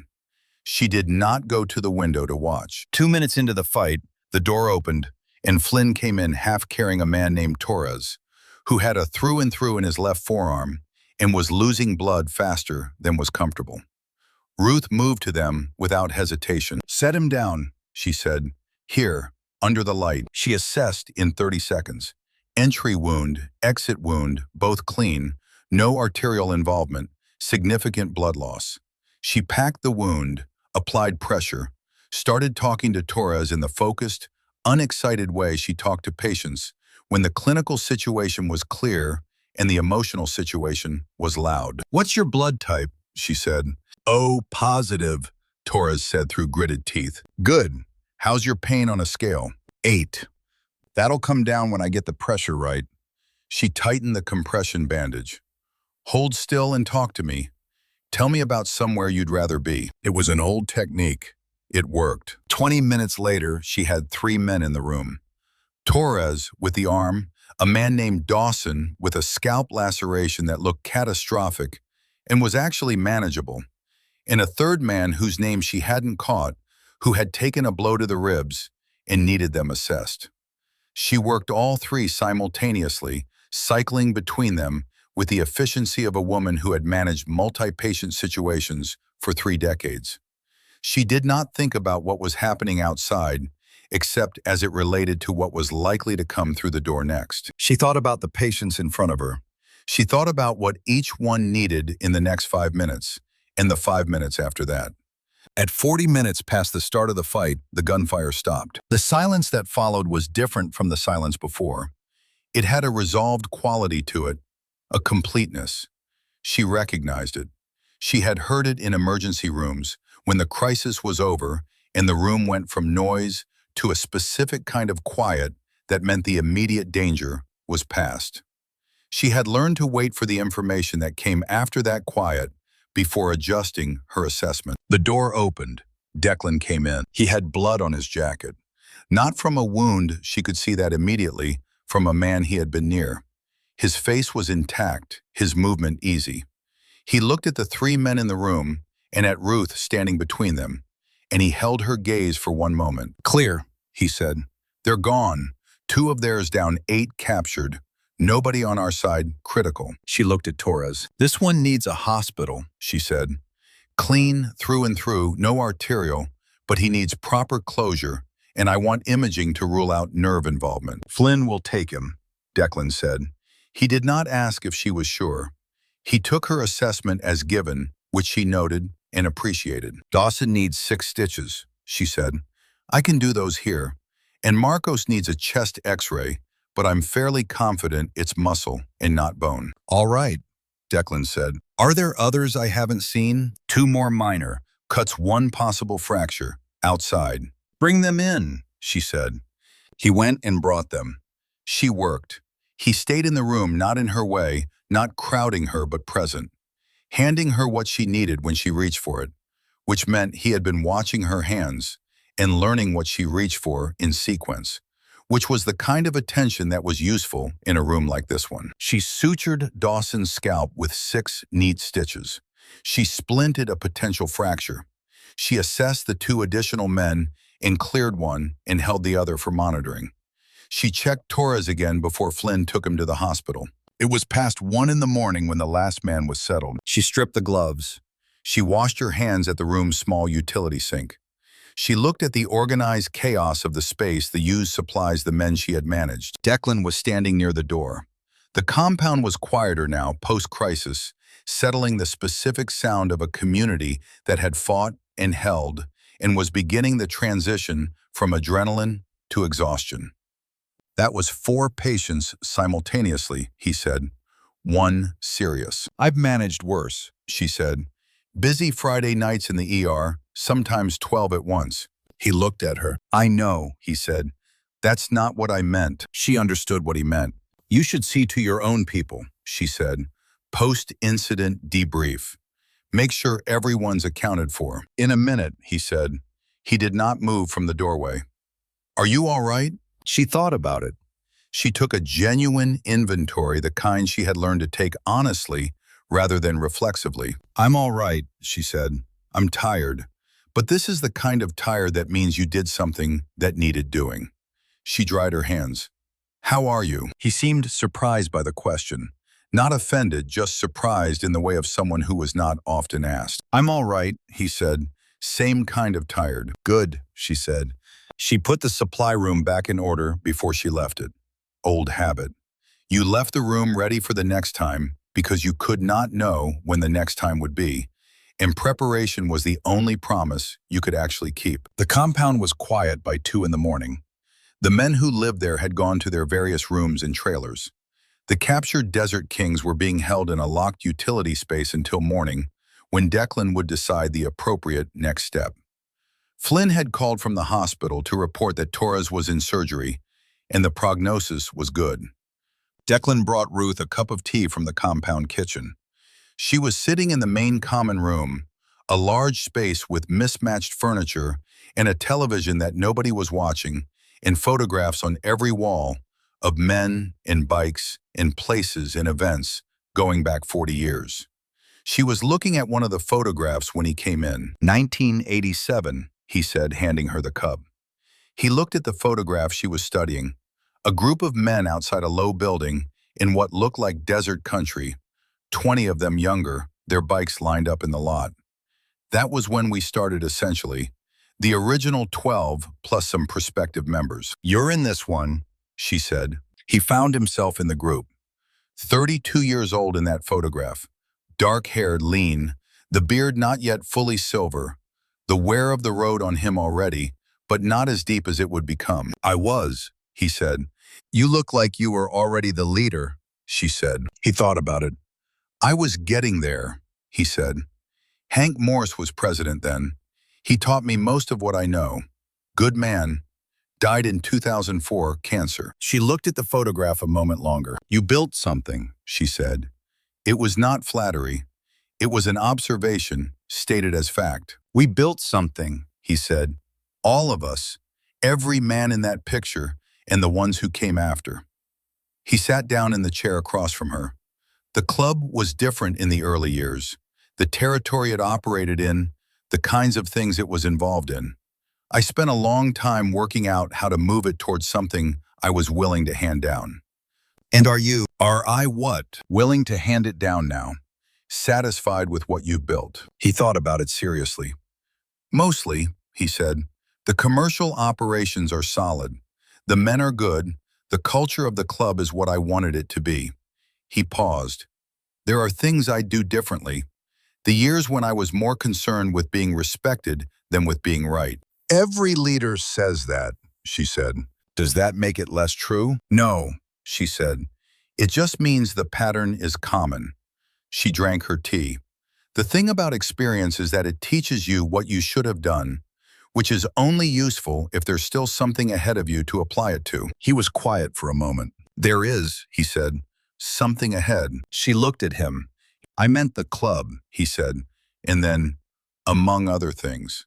She held his gaze. She did not look away, and she did not pretend she had not understood him. "Declan," she said. "Ruth," he said. "We're both old enough to say what we mean," she said. He looked at her. Gray-green eyes in the low light of the common room, the photographs of decades on the walls behind him, the particular quality of a man who had spent most of his life being direct and had for some reason become indirect about the one thing that mattered. "I have been trying to figure out," he said carefully, "whether what I feel when I think about you is gratitude for what you did 30 years ago, or something that has developed independently of that, and whether it matters, which it is." "It matters," she said, "but the answer is not either or." He waited. "Gratitude that becomes familiarity, that becomes something that functions like regard," she said. "That is not an unusual progression. The starting point does not contaminate the destination." She paused. "I am 72 years old, and I have been alone for 4 years, and I am not in the habit of pretending I don't notice things. I notice things." "What do you notice?" he said. "That you wash the dishes without being asked," she said. "That you listen when I talk, and you remember what I said the next time I see you. That you arrived in that parking lot 3 weeks ago and did not once act as though doing so was a favor I should feel grateful for. That you told me the truth about what you knew when you knew it, once I made it clear I expected it." She paused. "And that you have been carrying a 30-year debt you could not pay because you could not find the person to pay it to, and you have never once in my hearing made that sound tragic. You simply waited." He was quiet for a long moment. "I'm not a simple man," he said. "The club is my life, and that doesn't change. I come with a great deal of history, and not all of it is comfortable. I'm a 72-year-old widow who spent 31 years watching people die, and sometimes managing to prevent it," she said. I am not looking for uncomplicated. He almost smiled. No, he said. I don't suppose you are. They sat in the common room for another hour. They talked about small things the way people talk when the significant thing has been said, and they are letting it settle before they move on to what comes next. She told him about a trip she and Leonard had taken to New Mexico in 2006, the only vacation they had taken in 30 years that lasted more than 4 days. He told her about a ride he had done alone the summer before along the entire length of Route 66, the old version, not the highway, but the original road. Wherever it still existed, the 2-lane section through the high desert that most people never found. At 3 in the morning, she said she needed to sleep. He showed her to a room in the main building, one of several kept for women connected to the club, when they needed to be on site. It was plain and clean and had a window that looked east toward the desert. She thanked him without ceremony and closed the door and lay down on top of the covers in her clothes and slept within 10 minutes. She dreamed about Leonard. Not the dream she sometimes had, the one where she was at the kitchen window and heard the sound of him falling, and she could not make her legs move. This was an older dream, a gentler one. Leonard at the kitchen table on a Sunday morning with his coffee and his newspaper, the particular angle of morning light that came through the east window and made the room gold. He looked up at her. He smiled. He did not say anything. He did not need to. She woke at 6. The compound was already active, the sound of men and movement and coffee being made, and the particular morning-after quality of a community that had fought the night before and was intact. She found Declan in the compound's main kitchen. He had made coffee and was standing at the window with a cup looking out at the dawn light on the desert hills to the east. He heard her come in and turned. Flynn called, he said. Torres is out of surgery. He's going to be fine. Good, she said. She poured a cup. Also, he said, Gina Slade's documentation is what she said it was. My people went through it last night. Bank records showing payments from Holden to Slade going back 4 years. A property acquisition list with dates and methods. Photographs of the properties post-damage, pre-acquisition. It's a complete picture of the scheme. Will Sawyer move on it? He called me at 5 this morning, Declan said. Yes, he's moving on it. Holden, Slade, and 4 others. The charges will include extortion, conspiracy, and arson. He paused. Your shed. Leonard's garden, she said. Yes, he said. Your house is not in any danger from that direction anymore. Ruth drank her coffee and looked out the window at the same desert hills he had been looking at. They were turning pink in the early light, the particular color the Mojave took in the first minutes of sunrise, before it hardened into the flat, bright exposure of midday. Thank you, she said, for all of it. No, he said.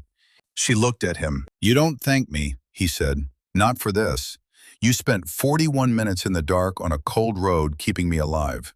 You didn't know who I was. You didn't know if anyone was coming. You did it because it was the right thing to do and because you were capable of doing it. Everything I have done in the last 3 weeks, he said, does not come close to that. She looked at him for a moment. Then we're both just people doing what needed doing, she said. Yes, he said. That's right. Outside the desert went from pink to gold as the sun cleared the hills. Somewhere on the compound, a motorcycle engine started and warmed up and idled in the particular early morning sound of a machine being prepared for the road. Ruth finished her coffee and set the cup in the sink and went to wash up. She had a diner shift at 4. She needed clean clothes from the house. She had 3 patients to check on before she left. She did all of these things in the order of their priority, the way she had always organized the things that needed doing, and she did not waste time on uncertainty about any of them. The situation was what it was. The next steps were clear. The things that were not yet resolved would resolve in their time. She was 72 years old, and she had been a nurse and a wife and a widow and a woman alone in a house in the desert, and she had managed all of it. She would manage this too, whatever this turned out to be. She went to check on Dawson's sutures first, because that was the clinical priority, and because some habits were more important than circumstances. She found Dawson in the common room eating breakfast, with the easy posture of a man who had been sutured and rested and was ready to declare himself fully operational. She checked the stitches. Clean, no inflammation, holding well. "You'll want those out in 10 days, she told him. "Don't get them wet before then, if you can help it." "Yes, ma'am," Dawson said. He was 26. She had learned his age when she was assessing him the night before. Part of the intake she ran automatically. Age, blood type, known allergies. He looked at her with the expression she recognized from men who had been through something difficult with someone capable. A kind of specific respect that had nothing performative in it. "Thank you. For last night, you would have been fine eventually," she said. "Scalp wounds are dramatic." "Not what I meant," he said. She understood what he meant. She nodded and moved on to the next patient. She checked Marcos, whose ribs had resolved overnight from potential fracture to confirmed deep bruising, which was painful but manageable.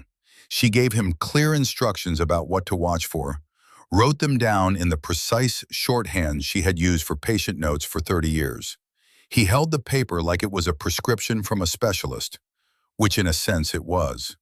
She checked the third man, whose name she had caught by morning as Reeves, and who had a mild concussion and needed a quiet day and no screens and plenty of water. She told him this in terms that left no room for negotiation. He accepted the terms. Declan found her when she was done.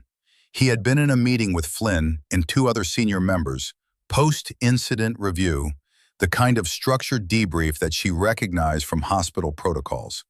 Different context, same underlying logic. What happened? What went wrong? What do we do differently? "Sawyer wants us in Phoenix tomorrow," he said. "Both of us." "I can do that," she said. "I'll drive you," he said. She started to say she could drive herself. "Ruth," he said. She stopped. "Let me drive you," he said. Not please, not a request with the softness of a request, just a statement from a man who wanted to do a particular thing and had decided to say so. "All right," she said. She went back to the house on Copper Basin Road to change clothes and collect what she needed for the day. Rodriguez followed her in the truck and stayed on the street while she was inside. She moved through the house quickly and efficiently.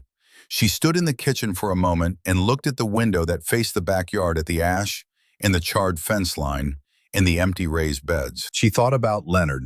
She thought about the garden and the tomatoes and the particular way he had stood over the beds in the early morning when the light was just coming up, checking on things, satisfied with the quiet work of growing. She thought he would have liked Declan Briggs. She was fairly certain of this. Leonard had liked people who were straight with him, who did not perform, who understood that work was what you were and not just what you did. He had liked people who kept their commitments. She went to the desk and took Leonard's photograph from the corner of the desk and put it in her bag. Not because she was leaving, because she wanted to have it. She went back to Clara's that evening and worked her shift. The diner was quiet on a Thursday. A handful of tables, the truckers at the counter, the couple who came in every Thursday for pie. She worked the room with the same economical attention she always brought to it. And when Clara asked at the end of the shift how she was doing, she said she was fine, and meant it in a way she had not meant it for some weeks. Clara looked at her for a moment. Clara was 68 and had owned the diner for 22 years and had developed over that time a very accurate reading of the people who worked for her. "Declan Briggs has been in here 6 times in the last 3 weeks, Clara said. "That's 3 times his normal frequency. He likes the chicken fried steak," Ruth said. "He likes the coffee service," Clara said. Ruth looked at her. "Don't give me that face," Clara said. "You're 72 and I'm 68, and we are too old for poker faces." Ruth almost smiled. "Good night, Clara," she said. She drove home. The December night was clear and very cold, and the stars were brilliant over the desert.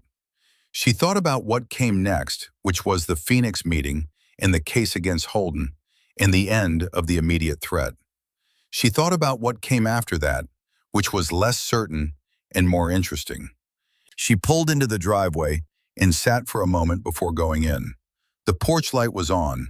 Flynn's truck was at the end of the block. The house was hers, all of it, the memories and the quiet, and Leonard's desk and the garden that would need to be rebuilt in the spring. She was going to rebuild it. Different plants maybe, or the same. She hadn't decided yet. But the beds would be rebuilt and something would grow there again, because that was what you did with things that had been burned. You cleared the ash and prepared the ground, and you started again, because the alternative was to leave it empty, and she had never been a woman who left things empty when she had the capacity to fill them. She went inside and locked the door and made chamomile tea and sat at Leonard's desk in the specific quiet of a house that was also always full of the past, and she thought that being full of the past was not a burden but a condition of having lived, and that it was possible to carry it forward rather than under. She went to bed at 10:30. She slept well. She did not dream.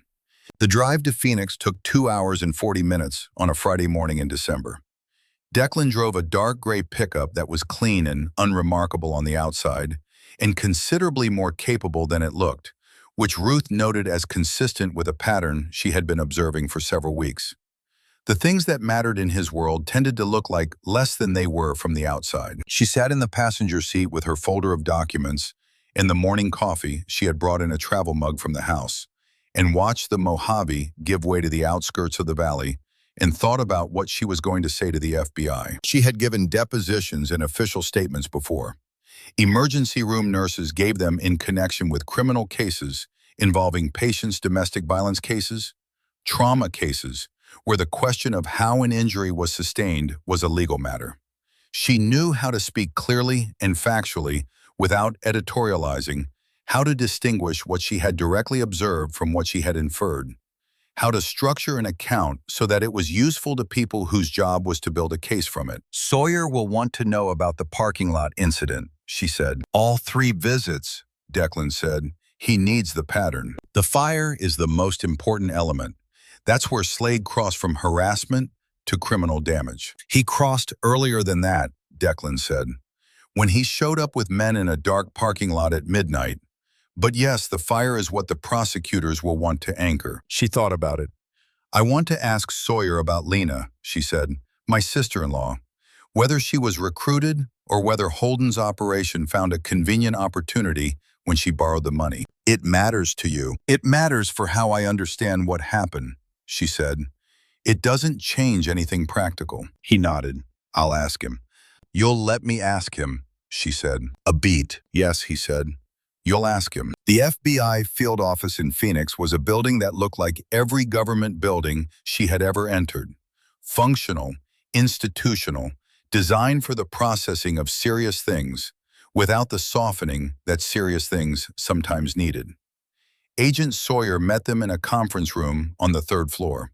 He was 51, careful-looking, with a kind of professional neutrality that was its own kind of competence. He shook Ruth's hand and Declan's hand and sat across from them at a table that had a recorder and a legal pad and 2 cups of water. Ruth gave her statement.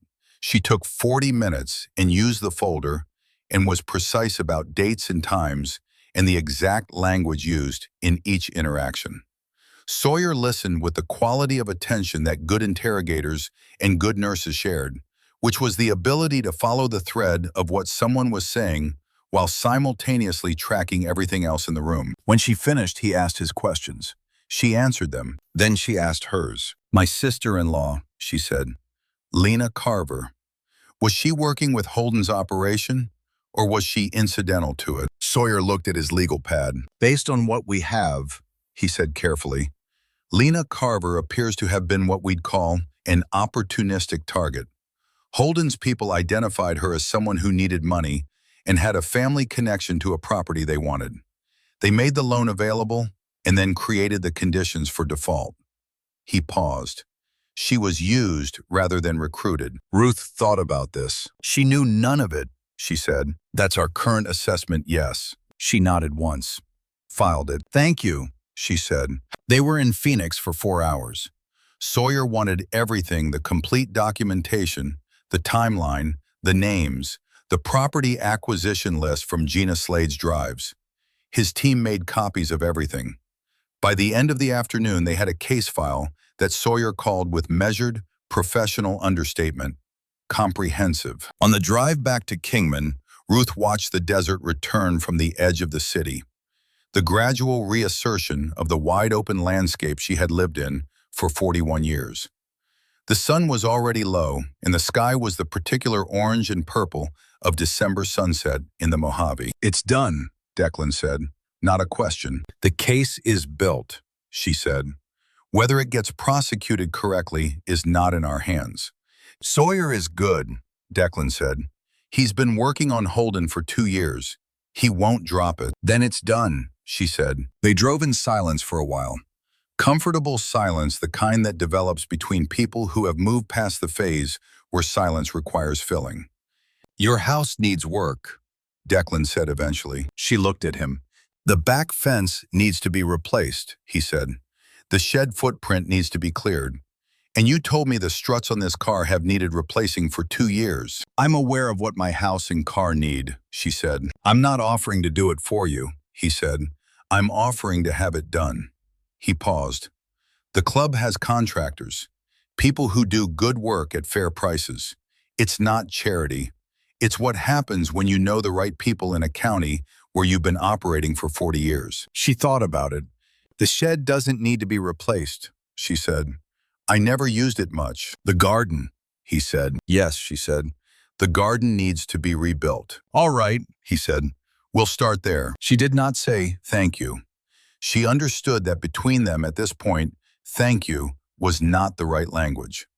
What she said was, "Leonard grew big boy tomatoes and early girls and something called a Cherokee purple, which I could never find again after he died." Declan was quiet for a moment.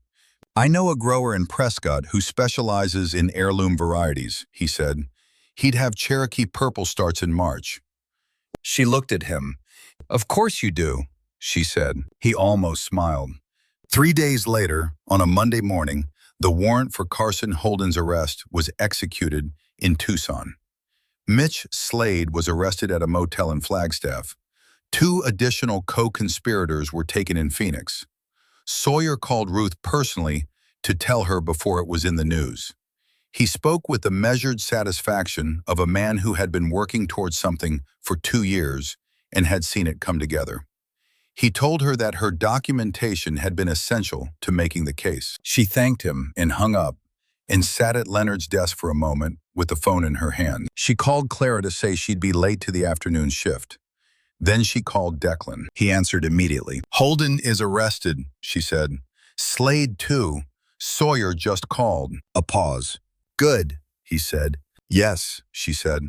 "Are you all right?" he said. She thought about it. "I feel like I did at the end of a very long shift," she said. "When the crisis is resolved and the patients are stable and the room is clean and you know you can finally rest. That's a good feeling," he said. "Yes," she said. "It is." He came to the house that evening, not for any particular reason, not to report on anything or manage any remaining logistics. He came because she had not objected to his presence in her house for the past 3 weeks, and because he had formed a habit of the kitchen table and the coffee and the conversations that ranged from practical to personal in the way that conversations between people who were becoming known to each other ranged. She made dinner for 2. They ate. They talked. After dinner, she showed him the photograph she kept on Leonard's desk. She had not shown it to anyone in 4 years, not because she kept it hidden, but because there had been no one to show it to. It was from 1989, the 2 of them at the New Mexico State Fair, both of them younger than she could sometimes believe she had actually been. Leonard grinning with the particular joy of a man on a vacation who had forgotten entirely about being practical. Declan looked at it for a long time. "He looks like a man who was happy," he said. "He was," she said, "in the most uncomplicated way. He knew what he had, and he was glad of it every day." "That's rare," Declan said. "It is," she said. "It's the rarest thing." He handed the photograph back carefully. She put it back in its corner. "I have something for you," he said.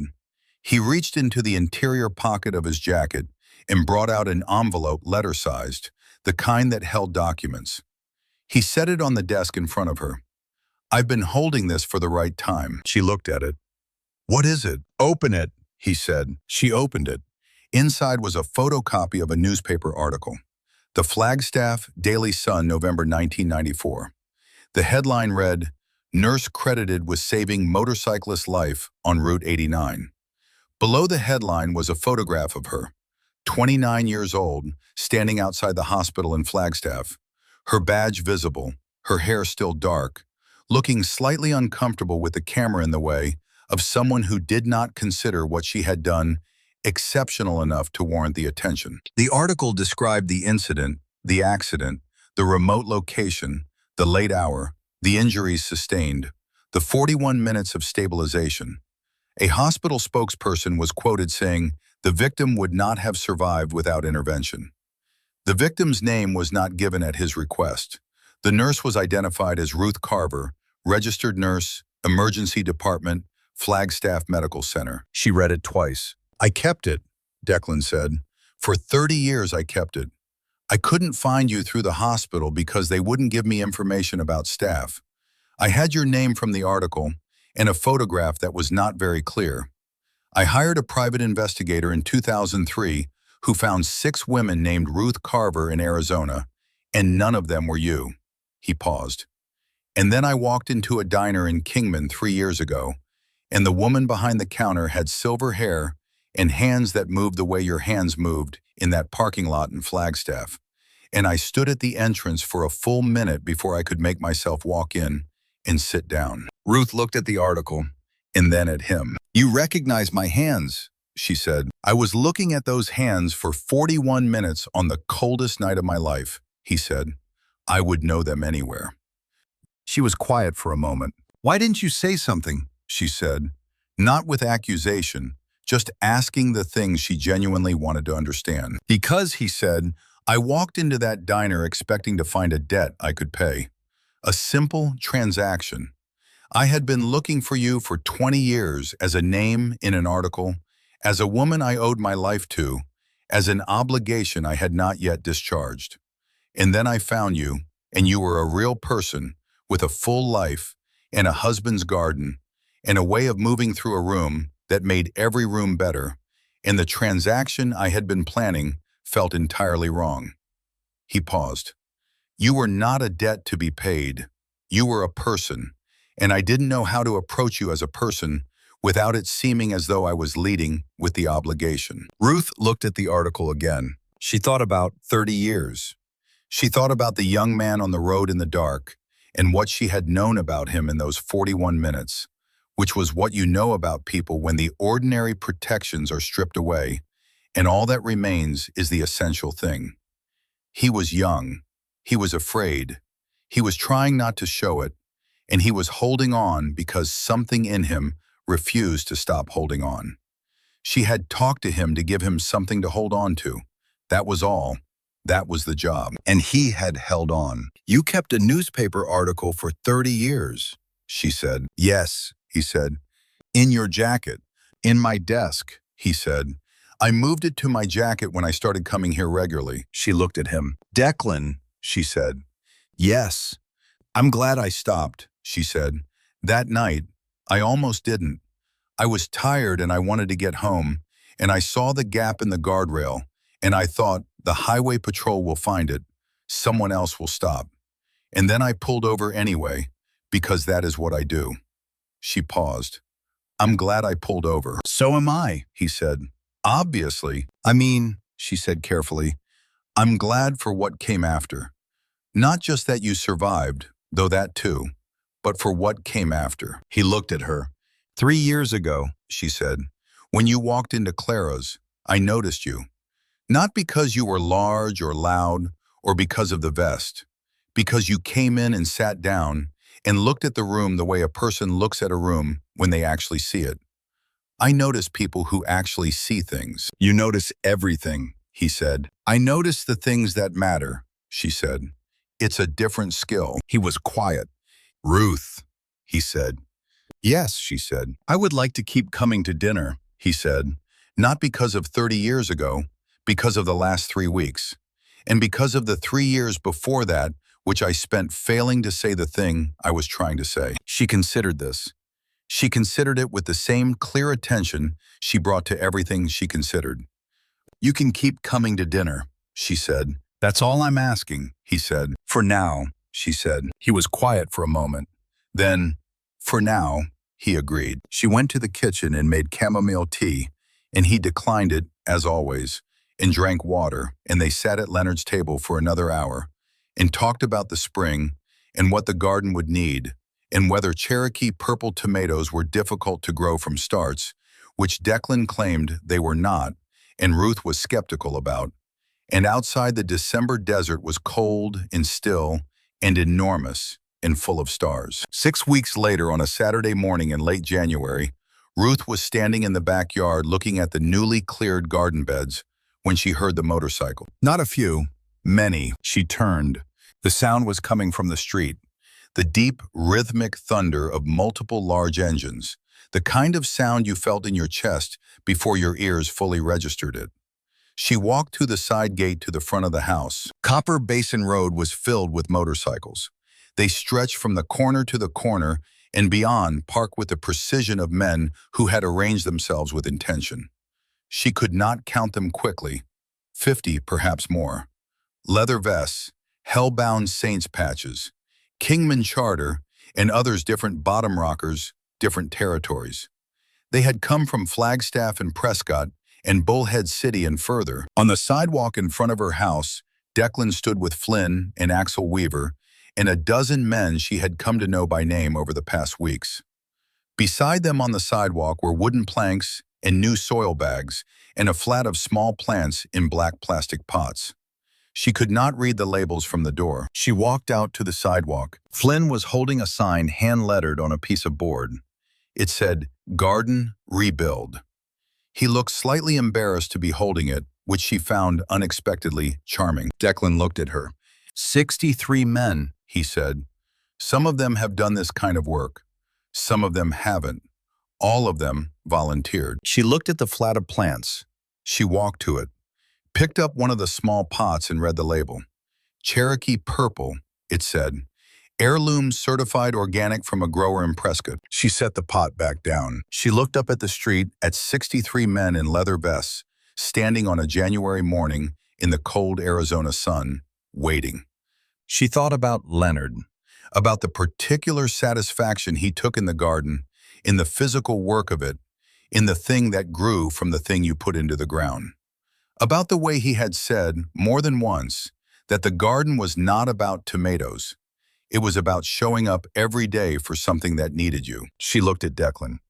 There are a few things I need to explain, she said, about how Leonard did the beds, the drainage, the depth of the soil preparation. We have all morning, he said. She looked at 63 men. Some of you, she said, her voice carrying in the clear winter air, are going to be very bad at this.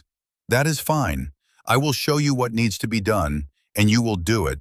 And at the end of it, the beds will be prepared correctly, and we will plant the starts, and by May, there will be tomatoes. Nobody spoke. They were watching her with the specific attention of people who were ready to take direction from someone they respected. The raised beds in the back need 6 inches of new soil, she said. I'll show you the mix. The fence line needs the charred posts replaced before we do anything else. There are new posts in the truck at the end of the block. And I need 3 people who are not afraid of making mistakes for the southeast corner bed, which has a drainage problem I've been meaning to address for 2 years. She looked at the men. She looked at Declan. All right, she said. Let's start. They worked all morning.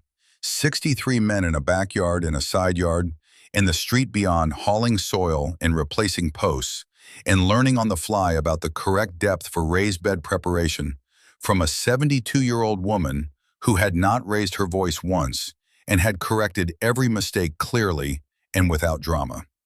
By noon, the fence was rebuilt.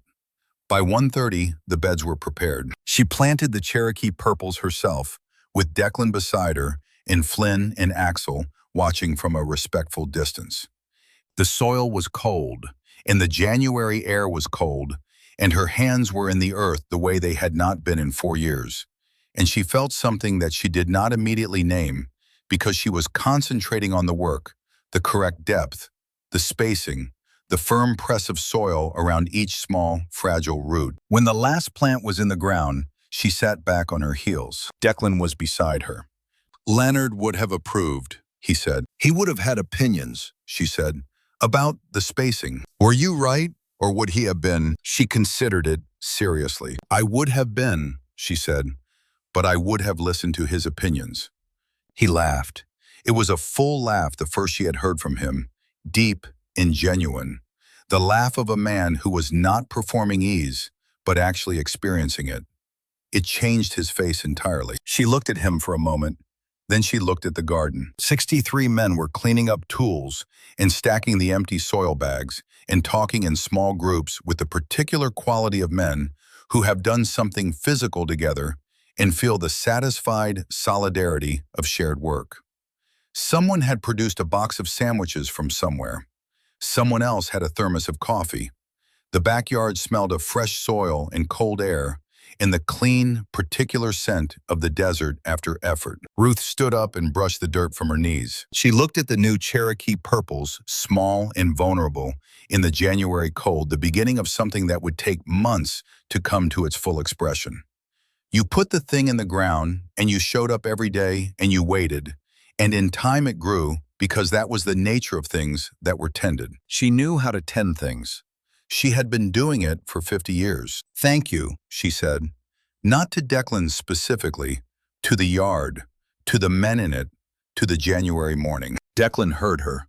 He looked at her with a steady, clear attention that she had come to understand was the way he looked at the things he considered important. You're welcome, he said. Later, when the men were gone, and the yard was clean, and the tools were put away, and the new fence posts stood straight along the property line, she made coffee, and they sat on the back step and looked at the garden in the late afternoon light.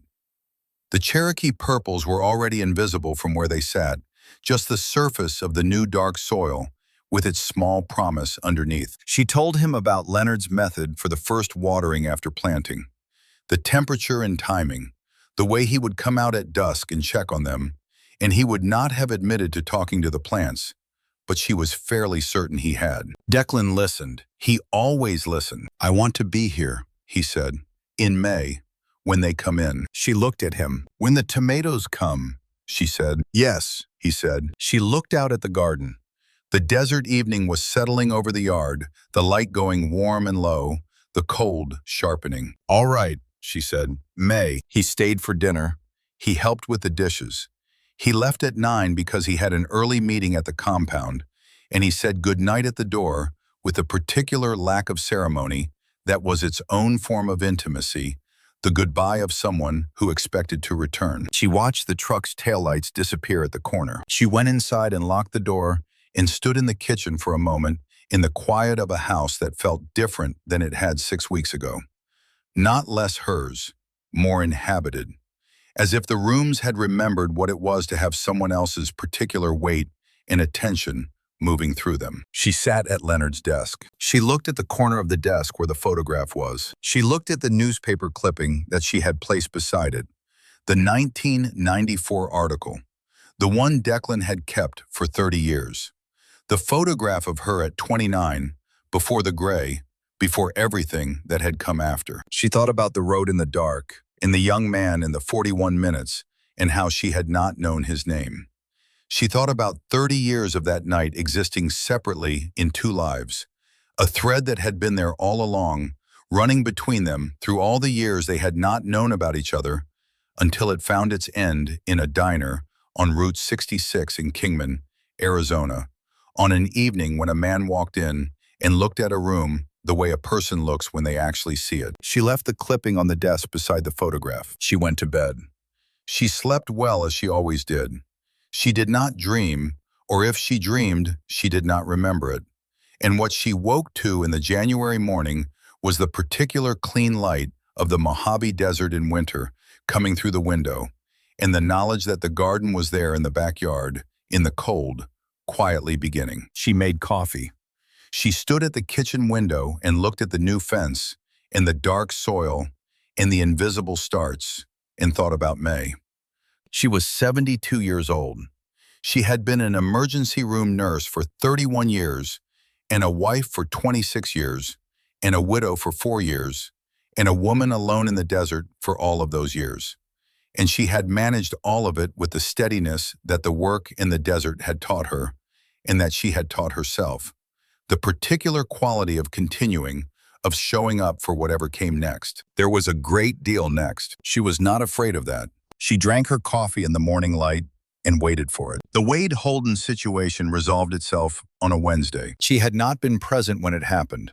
She had been at Clara's working the afternoon shift when Declan called and told her that Flynn had found on one of the phones taken from the captured Desert Kings the night of the compound attack, a text thread that began 22 days before the attack and contained detailed information about the compound's layout, the positions of the security cameras, and the shift rotation of the perimeter men. The thread was between a burner number and a contact saved as nothing, just a blank name. The burner number traced to a phone purchased in cash at a convenience store in Kingman. The purchase was 11 months ago. The phone had been activated, used intermittently, and the last activity was 20 hours before the Desert Kings convoy arrived. None of this identified Wade Holden specifically. What identified him was the content. 3 of the texts referenced a meeting in the compound chapel that had included only 4 people, Declan Flynn Wade, and a 4th member who had been out of state on club business the night of the attack and whose location was documented. The text described details of that meeting that only one of those 4 people could have sent. Wade Holden had been vice president of the Hellbound Saints for 11 years. He had been with the club for 18.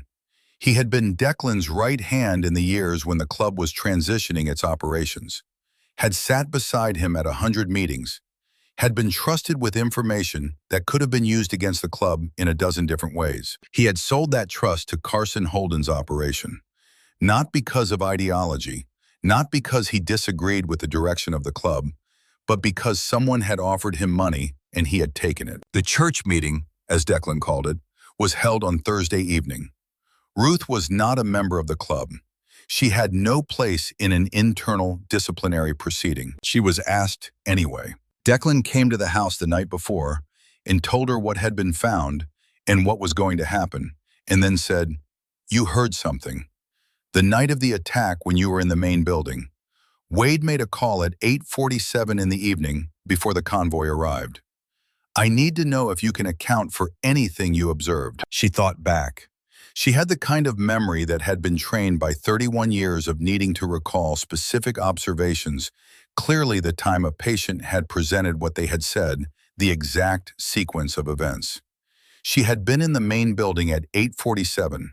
She had walked past the hallway where the offices were. "I heard someone on the phone," she said. "One of the offices on the right side of the hallway. The door was partially open. The voice was a man's. He said something about the east wall specifically. I remember it because I had just been looking at the east wall security feeds." "Can you describe the voice?" Declan said. "Low, controlled, not anxious. The voice of a man who was comfortable with what he was doing." She paused. "I met Wade at the diner 2 months ago. You introduced us. And I've been to the compound 6 times. I recognize his voice." "You would say so under questioning." "I would say exactly what I observed," she said, "which is what I just told you." At the church meeting, Ruth sat at the end of the long table in a room that was usually reserved for patch members only. She was there because Declan had asked her to be, and because the rules of the club as she understood them allowed for exceptions when the president determined an exception was warranted. Wade Holden sat across the table. He was 53, big through the chest, with the kind of flat physical confidence that came from having been large and strong for a long time. When Ruth sat down, he looked at her with an expression that tried to be dismissive and did not entirely succeed. Declan laid out the evidence, the phone records, the text thread, the meeting details that only Wade could have known, the Desert Kings operation, the connection to Carson Holden, the financial trail that Gina Slade's documentation had made clear. Wade did not deny the phone. He said it could have been anyone with access to that phone. He said the meeting details could have been overheard. He said that the evidence was circumstantial. Declan said, "There is a witness." He looked at Ruth. She described what she had heard, the time, the location, the specific content, the voice she recognized. She did not editorialize. She stated what she had directly observed in the precise language of someone who had given official statements before and understood the difference between what you knew and what you believed. When she finished, Wade looked at her with an expression that was no longer dismissive. "She's not a member," he said. Her word is what I'm accepting," Declan said, "because she has no stake in this room except the truth." Wade was quiet. 11 years, Declan said. 18 in the club. You know what we built. You know what it cost to build it.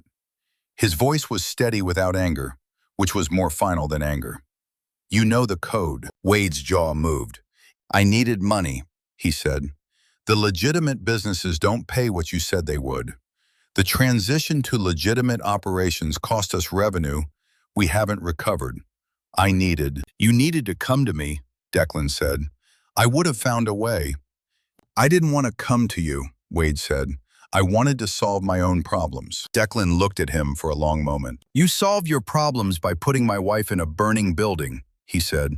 "By handing professional criminals a map to our home. By getting Torres shot." He paused.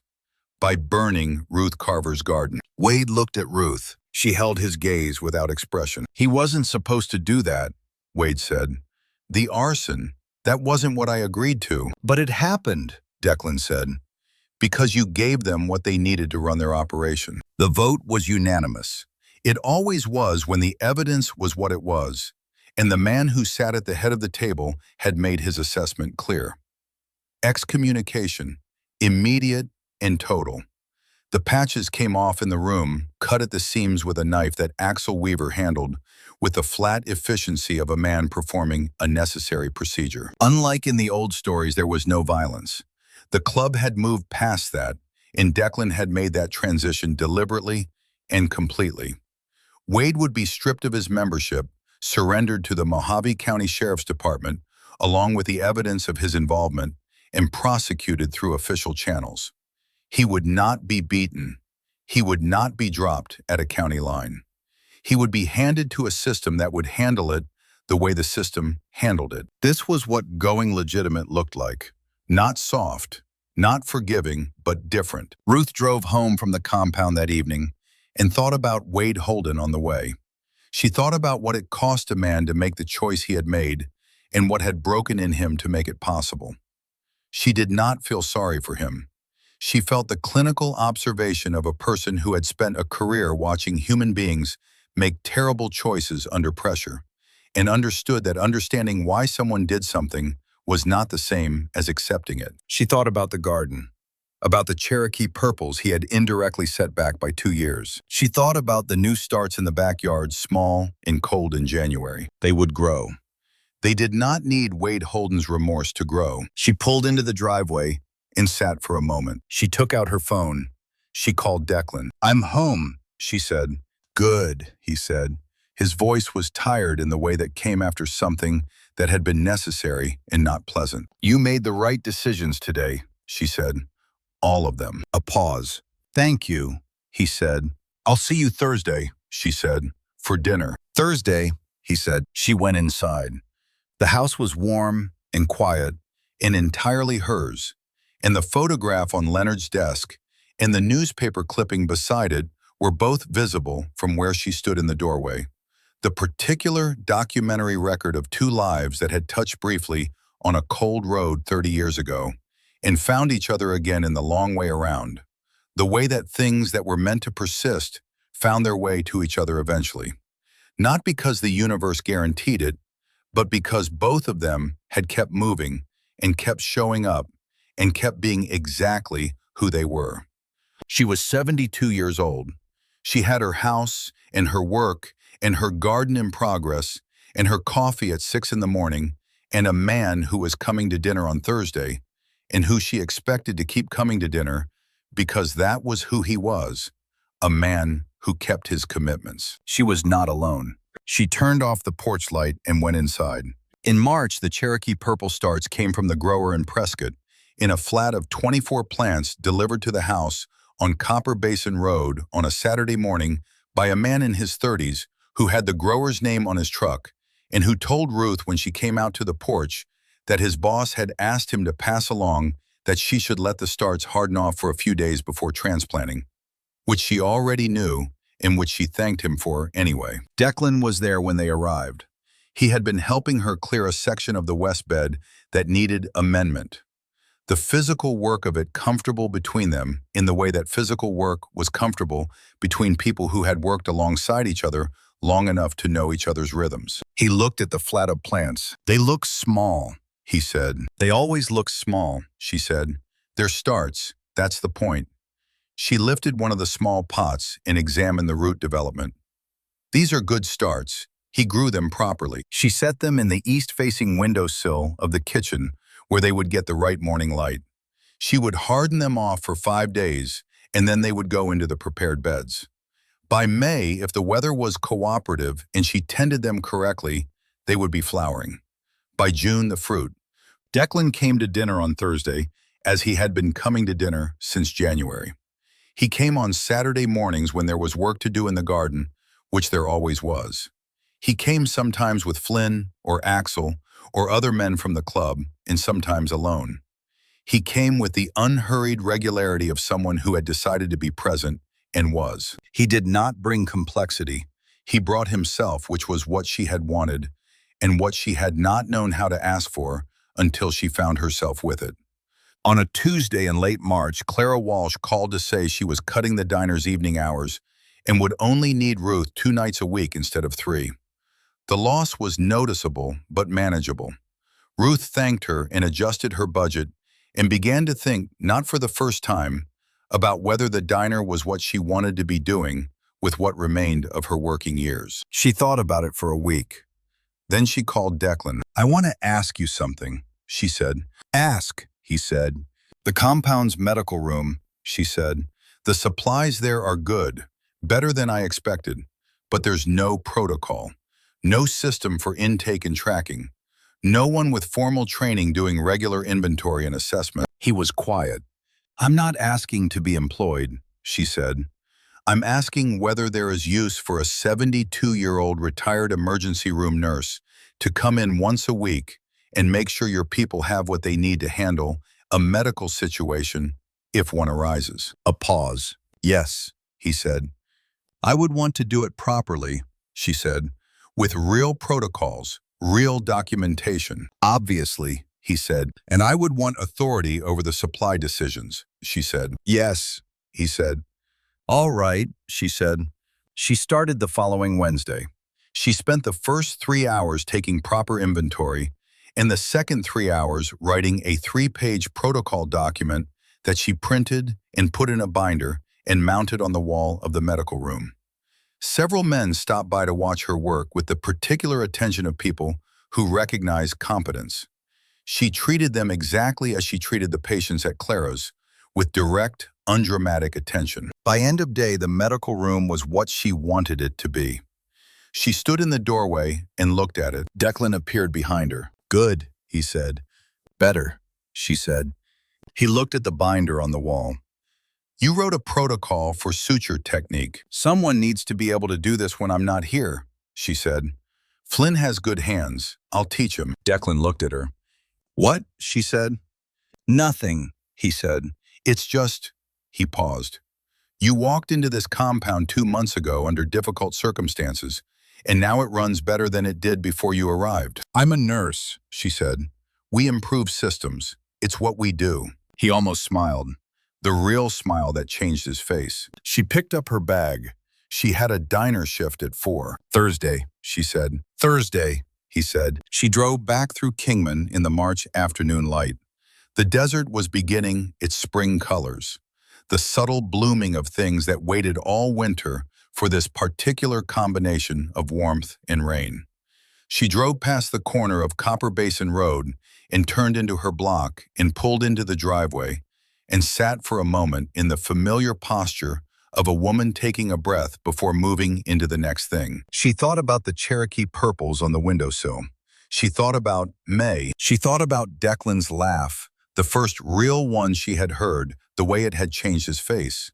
She thought about Leonard, who would have had opinions about the garden spacing, but who would have come to like, she believed, the man who was coming to dinner on Thursdays, and who kept his commitments, and who had kept a newspaper article in his pocket for 30 years. She thought about the road in the dark in November 1994, and the 41 minutes and the young man who had been afraid and had held on anyway. She thought about herself at 29, bone-tired from a night shift, wanting to go home, pulling over anyway. Some things you did not know were significant when you did them. You just did the thing because it was in front of you, and it needed doing, and you were the person who could do it. And then 30 years went by, and the thing you did became part of a shape you could not have designed or predicted. And the shape was your life, and it turned out it was still going. She got out of the car. She went inside. She stood for a moment at the kitchen window and looked at the windowsill where the Cherokee purples sat in their small black pots in the March light, patient and quiet, and entirely committed to becoming what they were going to be. She went to make coffee. She had a shift at 4. She had a garden to tend and a medical room to maintain, and a dinner to prepare for Thursday, and a life that was not finished. She had never been a woman who left things unfinished. She was not about to start now. Flynn turned out to have genuinely good hands. She taught him sutures on a Tuesday afternoon in the medical room using the practice pads she had ordered from a medical supply company in Phoenix, a square of silicone skin mounted on foam that was designed exactly for this purpose. He was skeptical at first in the way of men who were confident in the things they already knew and were uncertain about acquiring new competencies in front of someone whose respect they did not want to lose. She told him, this was a skill like any other skill. You learn the technique. You practice the technique. The technique became available to you when you needed it. She said it without ceremony, without reassurance, just the plain fact of it. He made his first suture. It was uneven. She corrected his hand position without comment, just a brief directional pressure, the way she had corrected residents 30 years ago. And he made the second one better, and the third better still. By the end of 2 hours, he had the basic technique. Not her technique, which had 31 years of refinement in it, but a serviceable foundation that could be developed. Come back Thursday, she said. Same time. Yes, ma'am, he said. She noted that he had not said this ironically. Axel Weaver came to her the following week and asked without preamble whether she would be willing to teach basic trauma assessment to a group of men who were, as he put it, frequently in situations where someone got hurt and the nearest hospital was not convenient. She said yes on the condition that she ran the sessions her way with the same protocols she would use for a professional training. He said that was fine. She taught 4 sessions over 2 months, 8 men in each session rotating through the basics, airway management, hemorrhage control, shock recognition, how to talk to someone who was injured in a way that kept them conscious and cooperative. She taught them the way she had been taught, which was by doing and repeating and being corrected until the doing was automatic. Several of them turned out to be exceptionally quick learners. One of them, a young man named Colt Mercer, who was 24 and had steady hands and a calm that was unusual in someone his age, she thought might actually have a future in medicine if he ever decided to pursue it. She mentioned this to him. He looked at her with the expression of someone who had never considered the possibility and was now considering it seriously. I didn't finish high school, he said. GED, she said. Then community college. Then we see. He looked at her. She looked back. I'll think about it, he said. Good, she said. Declan heard about this from Flynn, who heard about it from Colt, who had apparently been thinking about it continuously since she said it. He mentioned it at dinner on a Thursday in April, when the evenings were finally long enough to eat with the last of the light still in the yard. You told Colt Mercer he should go into medicine, he said. I told him he had the aptitude, she said.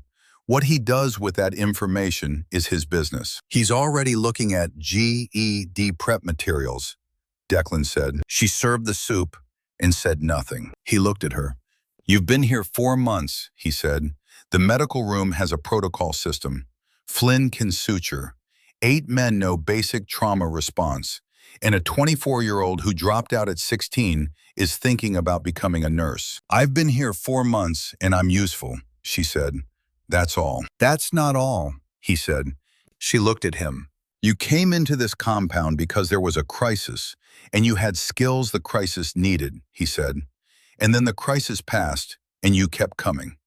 Not because you owed anything, not because anyone asked, because you saw things that needed to be done, and you are a person who does the things that need doing." "That is," she said, "a description of functional competence." "It's a description of you," he said, specifically. She ate her soup. He ate his. The yard was quiet, and the evening light was the particular gold of late April in the desert, and the Cherokee purples in the raised beds were nearly a foot tall now, sturdy, dark-leafed, entirely committed to their direction. "They're going to need staking next week," she said. "I know," he said. He had been watching the garden with her every time he was here, learning its rhythms. "I'll bring the stakes Thursday." "Saturday is better," she said. "The ground will be drier after the weekend." "Saturday," he said. They watched the garden in the evening light. They had developed this habit, the sitting after dinner, the particular quality of attention two people pay to a thing they have made together, which was not quite the same as the attention either of them would have paid to it alone. She thought about what it was. It was not the marriage she had had with Leonard, which had been its own complete thing, built over decades, saturated with shared history and private language and the specific knowledge of a person acquired through thousands of ordinary days. She did not expect to have that again and did not want to. It would have been a diminishment of what it had been to replicate it. This was different. This was two people in their 70s who had each lived full lives that had not included each other, coming together in the way that things came together when they had enough experience to do it without pretending it was simpler than it was. There was no innocence here. There was no uncomplicated optimism. What there was instead was clear sight and deliberate choice, which was something she had come to think of as better than innocence, not as a consolation, but genuinely. She thought, this is what is left when you have already survived everything. The things that remain are the things that are actually worth having. "What are you thinking?" Declan said. She looked at him. "I'm thinking the garden is going to need water tomorrow morning early," she said, "before the heat." He looked at her. He knew that was not what she had been thinking. "All right," he said. "I'll be here at 6. She looked at him for a moment longer. "Good," she said. The evening settled. The desert went from gold to orange to the deep blue that came before dark. Somewhere down the block, a neighbor's dog barked once and was quiet. The Cherokee purples stood in the raised beds in the dusk green, and upright and growing in the way that things grew when they were well tended. Ruth Carver looked at her garden and at the man sitting beside her and at the evening sky over Kingman, Arizona, and she thought, this is enough. More than enough. This is the thing itself. She did not say it. It did not need to be said. She went inside to make chamomile tea. He followed her in.